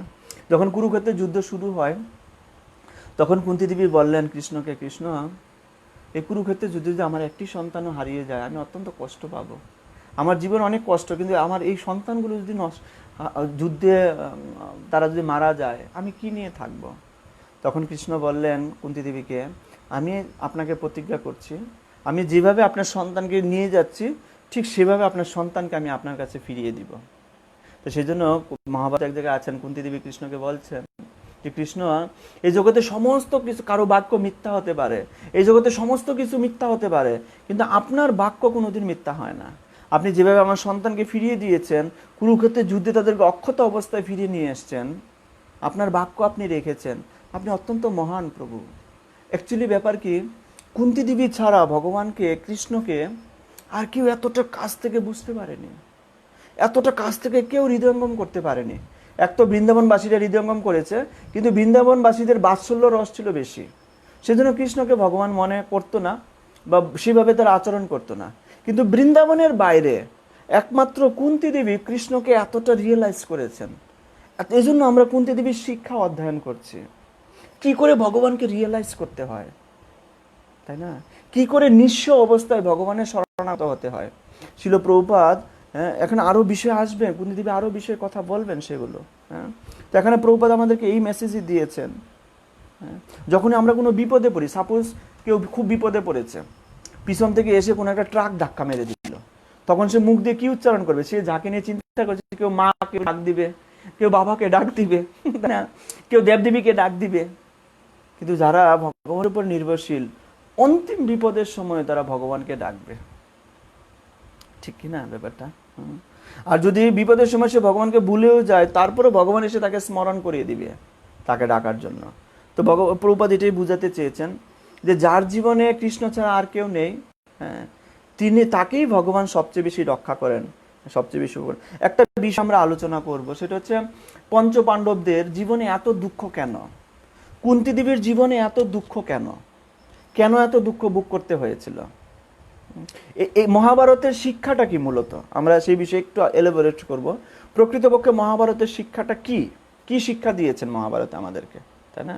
যেমন আমরা দেখতে পাই, কুন্তী দেবী তিনি রানী ছিলেন, এবং স্বয়ং রানী অবস্থায় তিনি এইভাবে এসেছেন, একজন রাজাকে বিয়ে করেছেন, একজনের ঘরে জন্ম হয়েছে, আর একজনের ঘরে লালিত পালিত হয়েছেন, রাজাকে বিয়ে করেছেন, রাজা অভিশপ্ত হয়েছেন, কিছুদিন পরে সেই রাজা মারা গেল, তার সন্তানেরা উপযুক্ত অবস্থায় বসতে পারছে না, সন্তানেরা রাজা হওয়ার কথা, সেই স্থানে তাদারিত করা হয়েছে, বনে তাদেরকে বনবাস দিয়ে দেওয়া হয়েছে। কেন এত দুঃখ কেন হবে? তিনি তো ভগবানের ভক্ত ছিলেন নাকি? আমরা অনেক সময় আলোচনা করি না, ভগবান প্রভু আমরা তো ভক্ত, আমাদের কেন এত সমস্যা? আমরা আজকে বিশেষভাবে আলোচনা করব মহাভারত থেকে, যে কুন্তী দেবীর জীবনে এত দুঃখ কেন, বা পঞ্চপাণ্ডব তারা কি অধর্ম আচরণ করত? মোটেই না, তারা অধর্ম আচরণ করতো না, তারা মোটেই অধর্ম আচরণ করেনি, কোনোদিন অধর্ম আচরণ করেনি। তারা কৃষ্ণকে ভগবান রূপে স্বীকার করেছেন, কৃষ্ণের শরণাগত ছিল। কোন যোগ্যতা তাদের ছিল না? সমস্ত যোগ্যতা ছিল। তারপরেও কেন তাদের জীবনে এত দুঃখ? কি আসে, সমাধান কি আসে? মহাভারতে এটাই শিক্ষা, এটাই বুঝাতে চেয়েছেন যে এই জগতে কৃষ্ণ যদি কাউকে প্রোটেকশন দিয়ে রাখে, তথাপি এই জগতে দুঃখ আছে, সেটা মেনে নিতে হবে। এটা একটা শিক্ষা। পদম পদম দুঃখম, যেমন প্রহ্লাদ মহারাজ বলছেন, এই জগতে প্রত্যেকটি পদে পদে দুঃখ। যদি কৃষ্ণকে আপনি স্মরণ করছেন তো কি হয়েছে? কৃষ্ণ আপনার সঙ্গে দাঁড়িয়ে থেকে যদি হেল্প করে, তথবা আপনার প্রত্যেকটি পদে পদে দুঃখ রয়েছে। এই জগতে দুঃখ থাকবেই। যদি মনে করে আমরা কৃষ্ণ ভক্ত হয়েছে, আমাদের দুঃখ থাকবে না, আমরা আনন্দে জীবনযাপন করবো, এটি ভুল চিন্তা। সবার দুঃখ থাকবে, যেহেতু আমরা পূর্বকৃত কর্ম করেছি। আগে তো খারাপ কর্ম করেছি না, আগের কর্মগুলো কি হবে, সেগুলোর জন্য আমাদের তো ভোগ করতে হবে না। সেই দুঃখ তো আমরা তো অনেককে দুঃখ দিয়েছি বহু জন্ম ধরে, সেগুলো তো আমাদেরকে ভোগ করতে হবে না। তো এটা মহাভারতে এটা একটা শিক্ষা, যে সবসময় দুঃখ থাকবে, দুঃখ সবার জন্য থাকবে, ভক্ত হোক অভক্ত হোক, সবার জন্য দুঃখ থাকবে নির্ধারিত। আর দ্বিতীয় শিক্ষাটি কি? দ্বিতীয় শিক্ষাটি হচ্ছে, ভগবান দেখতে চান দুঃখের সময়, যখন বিপদে পড়ি, দুঃখে পড়ি, তখন আমরা ভগবানকে ডাকি কিনা, কতটুকু ভগবানের শরণাগত হই। আমরা দুঃখের সময় যখন বেশি ভগবানকে শরণাগত হই, তখন তত বেশি ভগবানের উপর ডিপেন্ডেবল হয়, তত বেশি ভগবানের উপর নির্ভরশীল হয়, আর ভগবান তত বেশি আমাদেরকে রক্ষা করেন। এটি ভগবান বোঝায়। এটি হচ্ছে পুরো মহাভারতের একটি শিক্ষা। হ্যাঁ, এই জন্য তাদের জীবনে দুঃখ ছিল, কিন্তু তাদেরকে ভগবান সেই দুঃখ থেকে তাদেরকে উদ্ধার করেছেন, তাদেরকে সমস্ত দুঃখ থেকে তিনি রক্ষা করেছেন। সবাই দুঃখে আছে, শুধু কেবলমাত্র পঞ্চপাণ্ডব কেবলমাত্র কুন্তী দেবী দুঃখে ছিলেন তা নয়, প্রভুপাদ লিখেছেন 22 যে এই জগতে সবাই দুঃখে আছেন। এমন একটা ব্যক্তি আছে যে এই জগতে দুঃখে নেই, কিন্তু পার্থক্য হচ্ছে ভক্তরা দুঃখের সময় ভগবানের শরণাগত, আর অভক্তরা দুঃখের সময় ভগবানের শরণাগত হয় না। এটাই পার্থক্য। ভক্তরা সবসময় ভগবানের প্রতি, তাদের কাছে ভগবান ছাড়া অন্য কেউ নেই, ভগবান ছাড়া তাদেরকে আর কেউ রক্ষা করতে পারে না। যেমন আমরা দেখতে পাই উত্তরা দেবী এসে যে প্রার্থনা করছিলেন, পাহি পাহি, হে আমাকে রক্ষা করুন, কারণ আপনি ছাড়া এই দুঃখ কেউ রক্ষা করতে পারে না আমাদেরকে। এই উপলব্ধি কেবলমাত্র ভক্তদের মধ্যে রয়েছে, একমাত্র কৃষ্ণ ছাড়া আমাদেরকে কেউ রক্ষা করতে পারে না। কিন্তু যারা মনে করছে ব্যাংক ব্যালেন্স, ক্ষমতা, সংসার, ছেলে মেয়ে, স্ত্রী পুত্র, তারা আমাদেরকে রক্ষা করবে, এটি হচ্ছে অল্টারনেটিভ ওয়ে খোঁজা, এবং এটি হচ্ছে মায়াতে আছে, মনে হচ্ছে মায়ার মধ্যে আছে, অভিনয় করছে সে, কিন্তু আদৌ কেউ আমাদেরকে রক্ষা করতে পারবে না। একমাত্র কৃষ্ণ ছাড়া কেউ আমাদের রক্ষা করতে পারে না। এটি হচ্ছে শিক্ষা প্রভুপাদ আমাদের দিয়েছেন। 24 নম্বর শ্লোক এখানে বিশেষভাবে উল্লেখ করা হয়েছে। তো আমরা 24 নম্বর শ্লোক পর্যন্তই অধ্যয়ন করব আজকে, কারণ 24 নম্বরের কিছুটা আজকে আমরা অধ্যয়ন করব এবং দেখি আমরা শেষ করার চেষ্টা করব। তো এখানে 24 নম্বর শ্লোকে বলা হয়েছে, বিষাত মহাগ্নে দর্শনাৎ অসৎসবায় বনবাস পৃচ্ছাৎ মৃদে মৃদে অনেক মহারত অস্রত দৌনি অস্রত চ আসমহরে অবিরক্ষিতা। এখানে বলছেন বিষাত মহাগ্নে, বিষ প্রয়োগের দ্বারা, অগ্নির দ্বারা, পুরুষ আদর নরখাদক দ্বারা দর্শনাথ সম্মুখীন হয় আমার সন্তানেরা, এবং অসৎ সভা এই বিষয়ে আমরা বিস্তারিত আলোচনা করি। অসৎ সভা মানে কি? কুন্তী দেবী বলছেন যে এইভাবে আমার সন্তানদেরকে এইভাবে প্রাণঘাতী ছিল, তাদেরকে মেরে ফেলার জন্য প্ল্যানিং করেছিল, কিন্তু আপনি তাদেরকে রক্ষা করেছেন প্রভু। আমার তো তেমন বড় কোনো যোগ্যতা ছিল না, তথাপি আপনি তাদেরকে রক্ষা করেছেন। অসৎ সভা। এখানে বিশেষভাবে আমরা মহাভারতের বিশেষ কিছু অবস্থানে আমরা চলে যাব। যেমন আমরা দেখতে পাই, যেমন যখন কুন্তী দেবী তার 5 সন্তানকে নিয়ে আসলেন, নিয়ে আসার পরে যখন কুন্তী দেবী পাণ্ডু বেঁচে ছিলেন এবং ধৃতরাষ্ট্র ছিলেন, পাণ্ডু রাজা ছিলেন, তখন কিন্তু কোনো সমস্যা ছিল না, সব কিছু খুব সুন্দরভাবে পরিচালিত হচ্ছিল। তো যখন পাণ্ডু বনে চলে গেলেন তার স্ত্রীদের নিয়ে কিছু সময়ের জন্য এবং দায়িত্ব দিয়ে গেলেন ধৃতরাষ্ট্রকে, তখন সেখানে শকুনি প্রবেশ করেছে। আর শকুনি এসে ধৃতরাষ্ট্রকে বুঝাচ্ছেন যে দেখুন, আপনি তো অন্ধ, আপনি রাজা হতে পারেননি। শকুনি কে ছিল? শকুনি ছিল ধৃতরাষ্ট্রের শালা, ব্রাদার ইন ল। হ্যাঁ, তো আপনি তো কোনোদিন রাজা হতে পারেননি, কিন্তু আপনি কেন চাইবেন না আপনার সন্তানেরা রাজা হোক? দেখুন অসৎসঙ্গের কি একটা ফল। এই একটা মন্ত্রণা, একটা খারাপ মন্ত্রণা তার পুরো লাইফটাকে চেঞ্জ করে দিয়েছে, পুরো মহাভারত করে দিয়েছে। শকুনি এসে ধৃতরাষ্ট্রকে এভাবে যুক্তি দিচ্ছে, আপনি অন্ধ বলে আপনি রাজা হতে পারেননি, কিন্তু আপনার পুত্ররা কেন রাজা হতে পারবে না? আপনার পুত্রদেরও অধিকার রয়েছে রাজা হওয়ার। এই জন্য শাস্ত্রে আমাদের বলেছেন যে যারা অসৎ ব্যক্তি তাদের সঙ্গ খুব সাবধানে করতে হয়, অসৎ ব্যক্তিদের সঙ্গ খুবই সাবধানে করতে হয়, নতুবা আমাদের পদে পদে বিপদ রয়েছে। তো এখন যখন কুন্তী দেবী 5 পুত্র নিয়ে ফিরলেন, তখন ধৃতরাষ্ট্র বলছে আমি রাজ্য দিব না। তার মন মানসিকতা, তার মাইন্ড পুরোপুরি চেঞ্জ হয়ে গেছে, তার পুরোপুরি, যেহেতু অসৎ সঙ্গের প্রভাবে প্রভাবিত হয়েছে, পুরোপুরি চেঞ্জ হয়ে গেছে। এনিওয়ে কুন্তী দেবী কোনো রকমে তাদেরকে থাকার জন্য একটা মানে মরুভূমির মতো একটা জায়গা দিয়েছিল তাদেরকে সেখানে। তো সেখানে এক সময়, এর আগে কি হয়েছে, দ্রৌপদী যখন এরকম স্বয়ম্বর সভার আয়োজন করেন, তো দ্রৌপদী তিনি জানতেন যে এই যে স্বয়ম্বর সভার মধ্যে অর্জুনের সাথে সমকক্ষ একজন আছে, তিনি হচ্ছেন কেবলমাত্র কর্ণ, তাই না? তো তিনি স্বয়ম্বর সভা আয়োজন করার আগেই তিনি ঘোষণা করেছেন কেবলমাত্র ক্ষত্রিয়রা এই স্বয়ম্বর সভায় অ্যাটেন্ড করতে পারবে।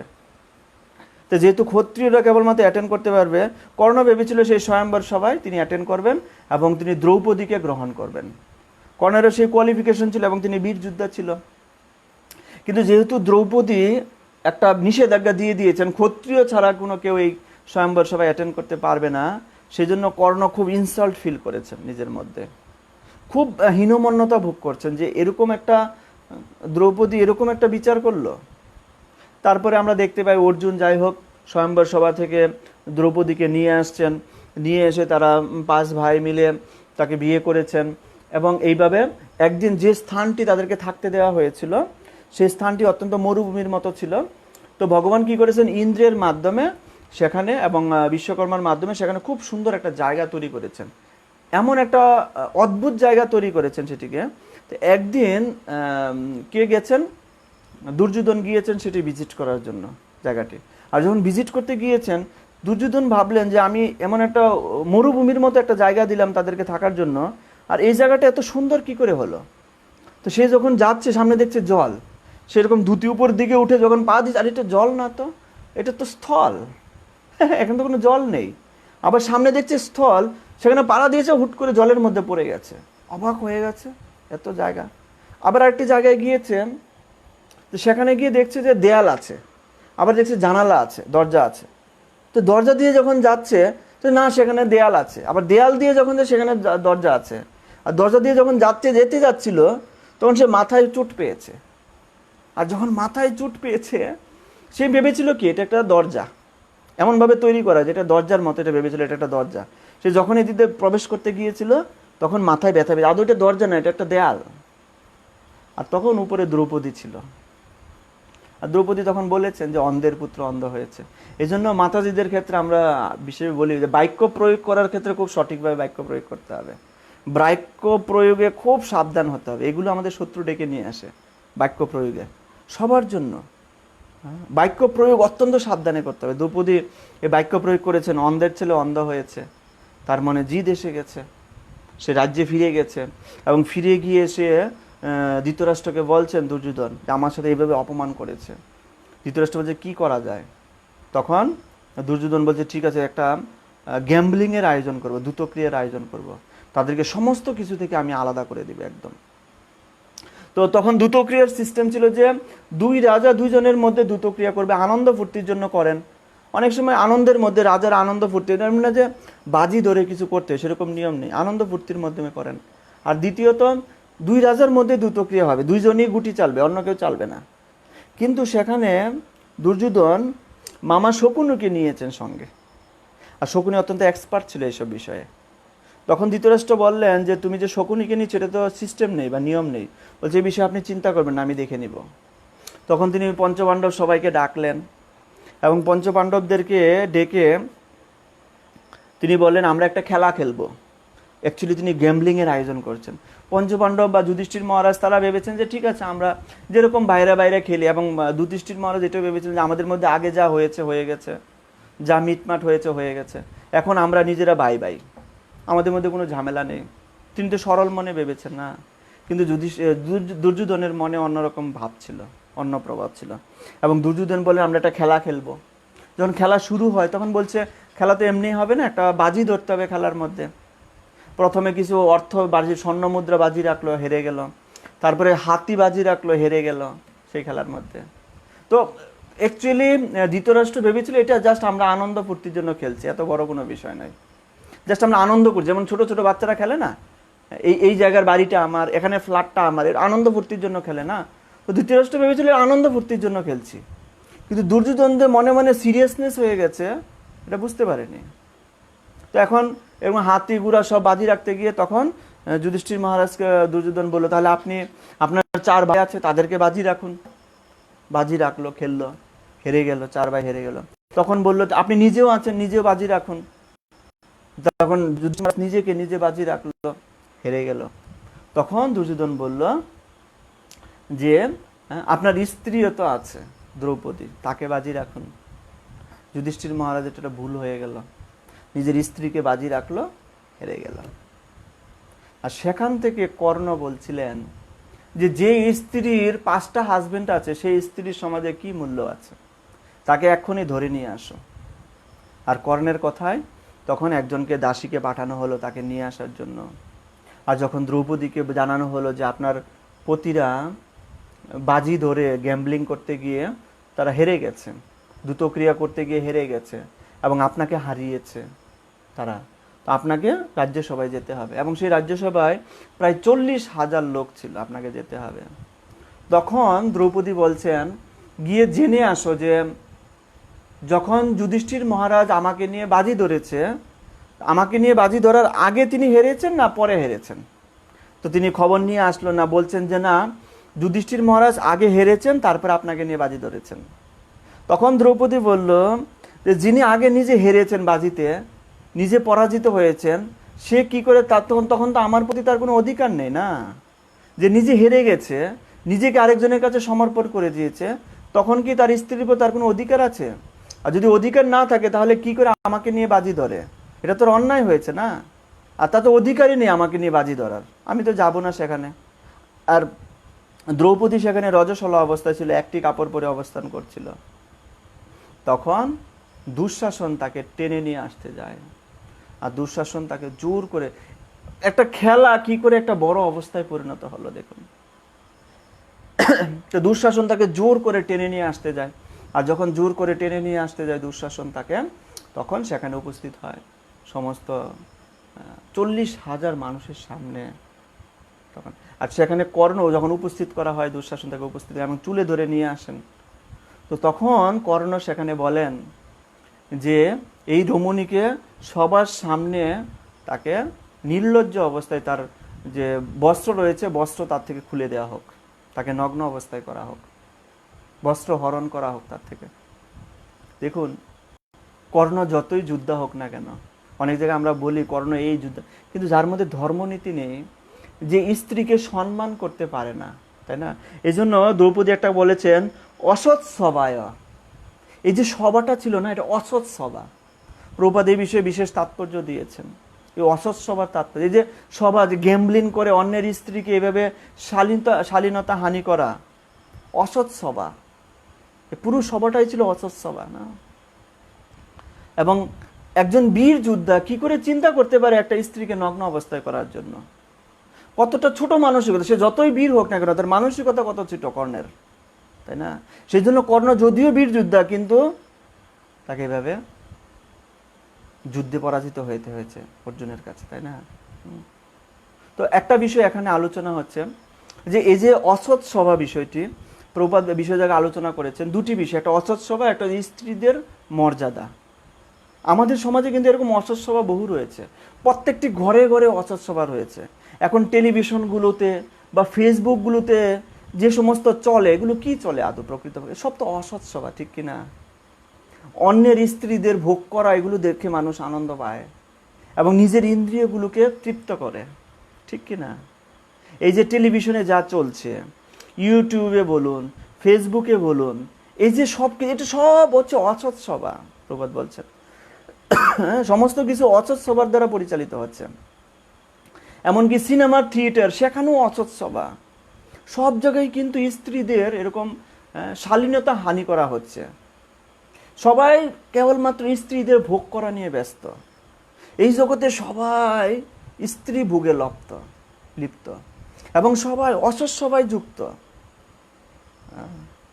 এই সমস্ত জগৎটাই অসৎ। এই জন্য কুন্তীদেবী এখানে বলছেন অসৎ সভায়, সমস্ত জগৎ অসৎ সভায় যুক্ত। সেখানে আপনি ধর্মের কি লেশ আছে? কোথায় ধর্ম আছে সেখানে?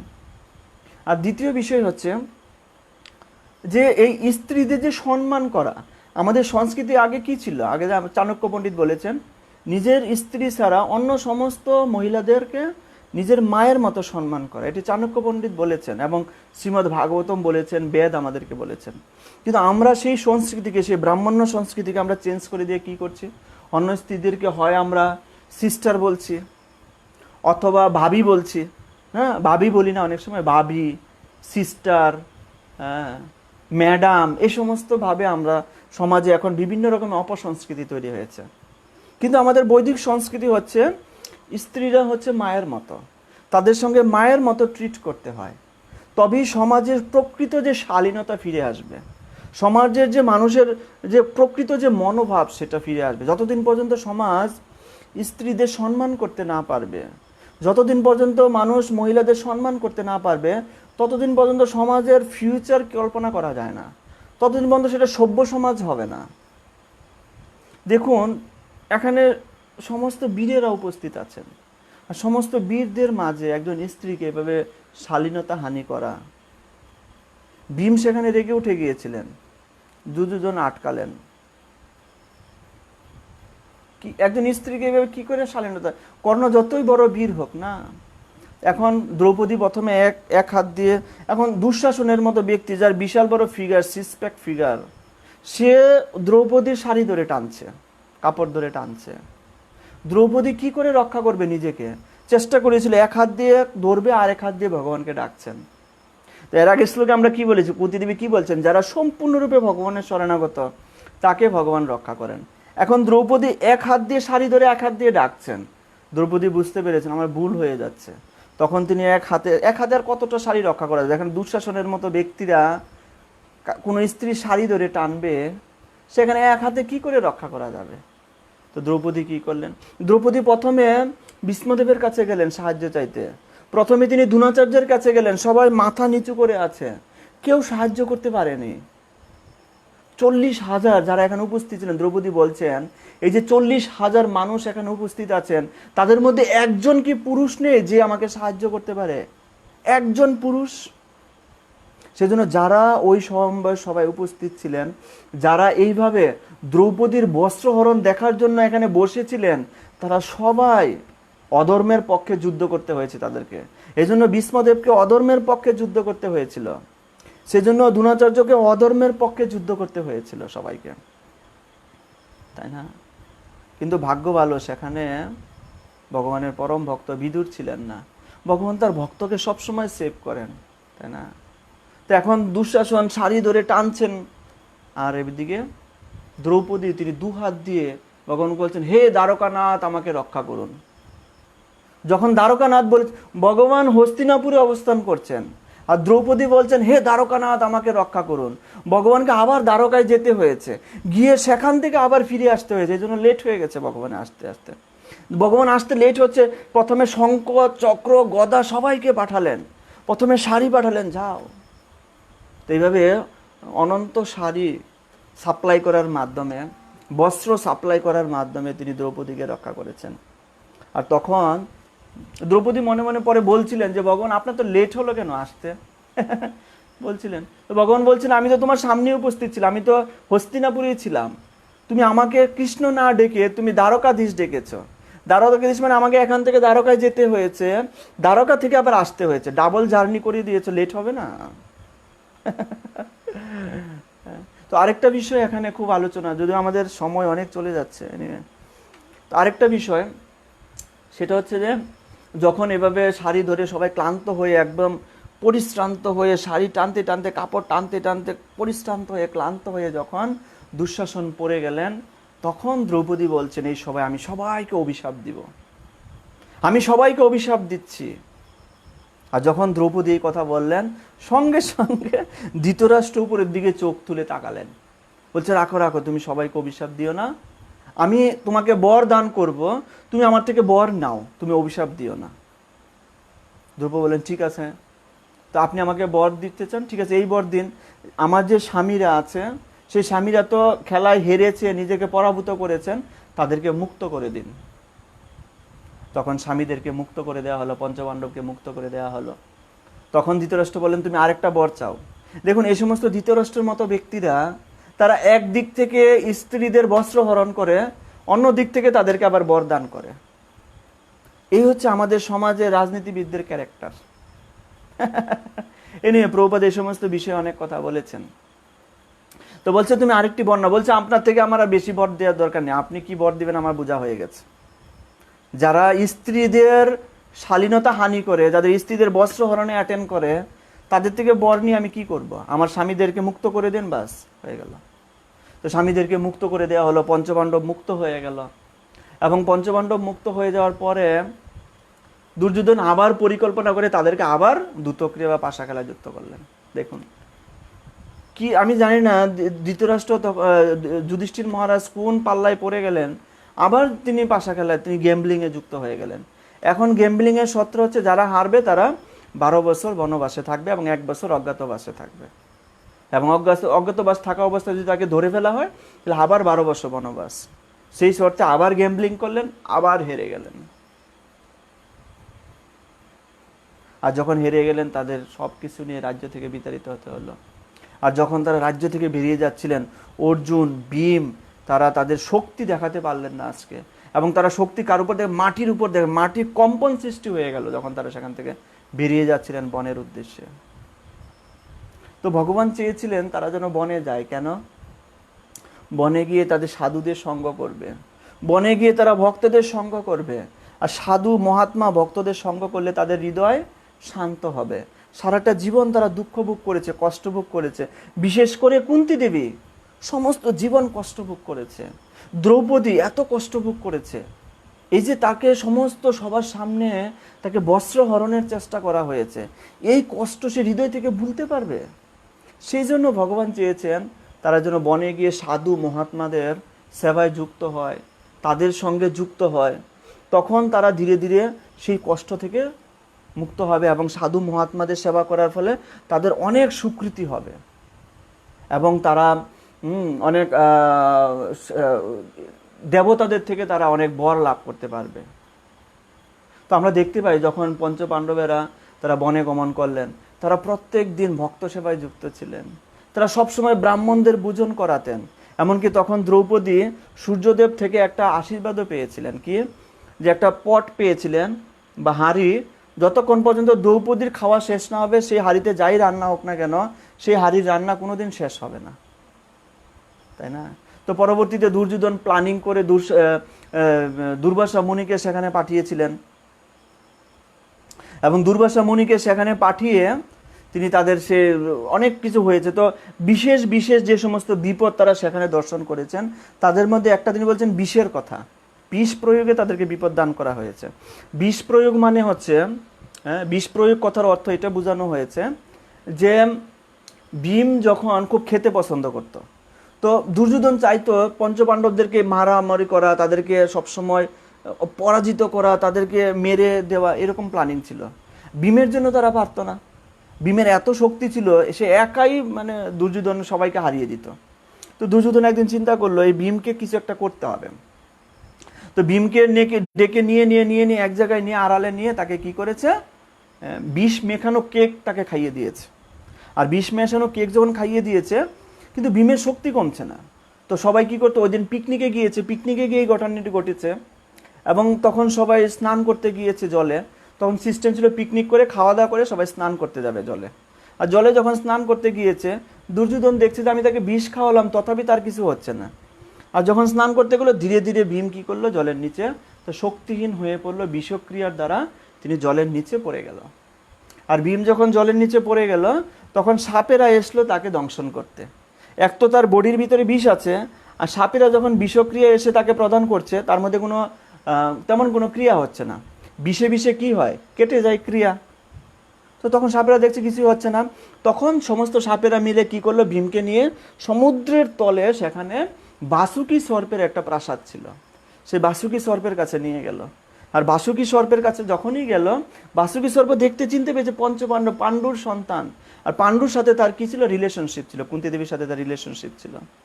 তাকে চিনতে পেরে ভীমকে বলছে তুমি এখানে এসেছো, আমি অত্যন্ত ভাগ্যবান, তোমরা অত্যন্ত ধার্মিক, তোমরা এখানে এসেছো, তুমি তো আমি তোমাকে একটা বরদান করতে চাই। আমার এখানে 8টি কুণ্ড আছে। প্রথমে ভীমের কত শক্তি ছিল, 2000 হাতি শক্তি ছিল। তো 8টি কুণ্ড আছে, তুমি একটি কুণ্ড থেকে জল পান করো এবং একটি কুণ্ড থেকে অমৃত পান করার ফলে তোমার 2000 হাতি শক্তি হবে। সুতরাং তুমি যে 4টি কুণ্ড আছে, তো তুমি যে 4টি কুণ্ড থেকে জল পান করো তাহলে তুমি 2000 করে 8000 হাতি শক্তি তুমি পাবে। তো ভীম কি করলো, সেখান থেকে প্রত্যেক জায়গায়, ভীম তো খেতে এমনি পছন্দ করে, আর সেখান থেকে অমৃত পান করলো। তাহলে 8000 হাতির শক্তির আগে ছিল 2000 হাতির শক্তি, কত হলো 10,000 হাতির শক্তি ভীমের মধ্যে চলে আসলো। আর ভীম যখন সমুদ্র থেকে বেরিয়ে আসলো দুর্যোধন দেখলো যাকে মারার জন্য এত প্ল্যানিং করছে সে এখন 10,000 হাতির শক্তি নিয়ে ফিরে এসেছে। তো তারপরে এখানে বলছেন এই যে বিষ প্রয়োগের মাধ্যমে মহাগ্নি, অগ্নির দ্বারা, তো দুর্যোধন একটা ঘর নির্মাণ করেছিল, ঘরটা অনেকটা প্লাস্টিকের মতো এবং সেখানে তাদেরকে রাখবে। তো একসময় তারা কি করছিল, শিবের একটা উৎসব হচ্ছিল, শিবের উৎসবে সেখানে গিয়েছিল। তো পাণ্ডবদেরকে থাকতে দিয়েছিল সেই ঘরে যেখানে সে পূর্ব পরিকল্পিত প্লাস্টিকের মতো একটা ঘর ছিল সেখানে, তাই না? তো কিন্তু বিদুর সেটা জানতো যে সেই ঘরের মধ্যে আগুন লাগাবে, আর প্লাস্টিকের মতো ঘরে আগুন লাগালে কি হবে, নিমিষের মধ্যে সমস্ত ঘর পুড়ে ছাই হয়ে যাবে না, সেরকম প্ল্যানিং করেছে তাদেরকে আগুন লাগিয়ে মেরে ফেলবে। তো বিদুর সেখানে গিয়ে যুধিষ্ঠির মহারাজকে বললেন। তো শ্রীমদ্ ভাগবতমে বলছে যে বিদুর যুধিষ্ঠির মহারাজকে ইংলিশে বললেন, ম্লেচ্ছ ভাষা বলে উল্লেখ করা আছে শাস্ত্রে, সেটাকে ম্লেচ্ছ বলা মানে ইংলিশ ভাষা, প্রকৃতপক্ষে ইংলিশে বললেন, there is some problem in that house, may be fire can come, you should be careful. ইংলিশে বলে, তখন এটা শ্রীমদ্ ভাগবতমে উল্লেখ আছে, ইংলিশে বলেছেন। তো যুধিষ্ঠির মহারাজ অনেকগুলো ভাষায় পারদর্শী ছিল, যেহেতু সবার সামনে তো বলতে গেলে, অন্য ভাষা বলতে গেলে, হ্যাঁ, সে অন্য ভাষায় বলতে গেলে বুঝে ফেলবে, সবাই বুঝে ফেলবে যে বিদুর এটা প্রকাশ করে দিয়েছে। সেজন্য তিনি মিলাচ্ছ ভাষা বা ইংলিশ ভাষায় বললেন, আর তখন যুধিষ্ঠির মহারাজ বুঝে গেলেন। আর তখন তারা আলাদা একটা সুড়ঙ্গ তৈরি করেছিল, যখন আগুন লাগানো হয়েছিল তারা সুড়ঙ্গ দিয়ে বেরিয়ে আসলো, কিভাবে রক্ষা হয়েছে ভক্তের দ্বারা। তারপরে কি অসৎসভা, আমরা তো আলোচনা করি অসৎসভা, এইভাবে তাদেরকে অত্যাচারিত করা হয়েছে। কিন্তু পরমেশ্বর কুন্তী দেবী বলতে চাচ্ছেন একমাত্র আপনার কৃপায় তারা মুক্ত হয়েছে, তারা এই অবস্থা থেকে মুক্ত হয়েছে। এমনকি শেষ পর্যন্ত যখন ব্রহ্মাস্ত্র, সেই ব্রহ্মাস্ত্র থেকে আপনি রক্ষা করেছেন পরীক্ষিতকে, শেষ সন্তানটিকে আপনি রক্ষা করেছেন, আপনি কুরুক্ষেত্রের যুদ্ধে আমার সন্তানদেরকে রক্ষা করেছেন। তো এখানে কুন্তী দেবী ভগবানের কাছে কৃতজ্ঞতা প্রকাশ করছেন যে ভগবান এইভাবে তাকে রক্ষা করেছেন। তো আজকে আমরা 24 নম্বর শ্লোক পর্যন্ত এখানে রাখবো। আগামীকাল আমরা 25 নম্বর শ্লোক থেকে আলোচনা করা শুরু করব, এবং সবাই 7:45-এ উপস্থিত হবেন। তো আমরা এখন দেখব কারো কোনো প্রশ্ন আছে কিনা। যাদের প্রশ্ন আছে আমরা চেষ্টা করব আমরা তাদের প্রশ্নের উত্তর। হরে কৃষ্ণ প্রভু, দণ্ডবত প্রণাম, দণ্ডবত। হরে কৃষ্ণ প্রভু, আপনার চরণে আমার দণ্ডবত প্রণাম নেবেন। হরি বল। দোলাজন হরে কৃষ্ণ। তারপরে কি প্রশ্ন আছে? প্রশ্ন হ্যাঁ, সুনিতা মাতাজি প্রশ্ন করেছেন, প্রভু আপনার চরণ কমলে আমার দণ্ডবত প্রণাম, আপনি আমাদের সকলকে কৃপা করবেন প্রভু। হরি বল। প্রশ্ন নেই আজকে তাহলে, হরি বল। আচ্ছা, একজন প্রশ্ন করেছে, যারা জীবনে ভগবান ছাড়া আর কিছুই নেই তাকে ভগবান সর্বদা রক্ষা করেন। হ্যাঁ, ঠিক আছে। হরে কৃষ্ণ, সবাইকে অসংখ্য ধন্যবাদ। হরে কৃষ্ণ কৃষ্ণ কৃষ্ণ হরে হরে, হরে রাম রাম রাম হরে হরে। হরি বল।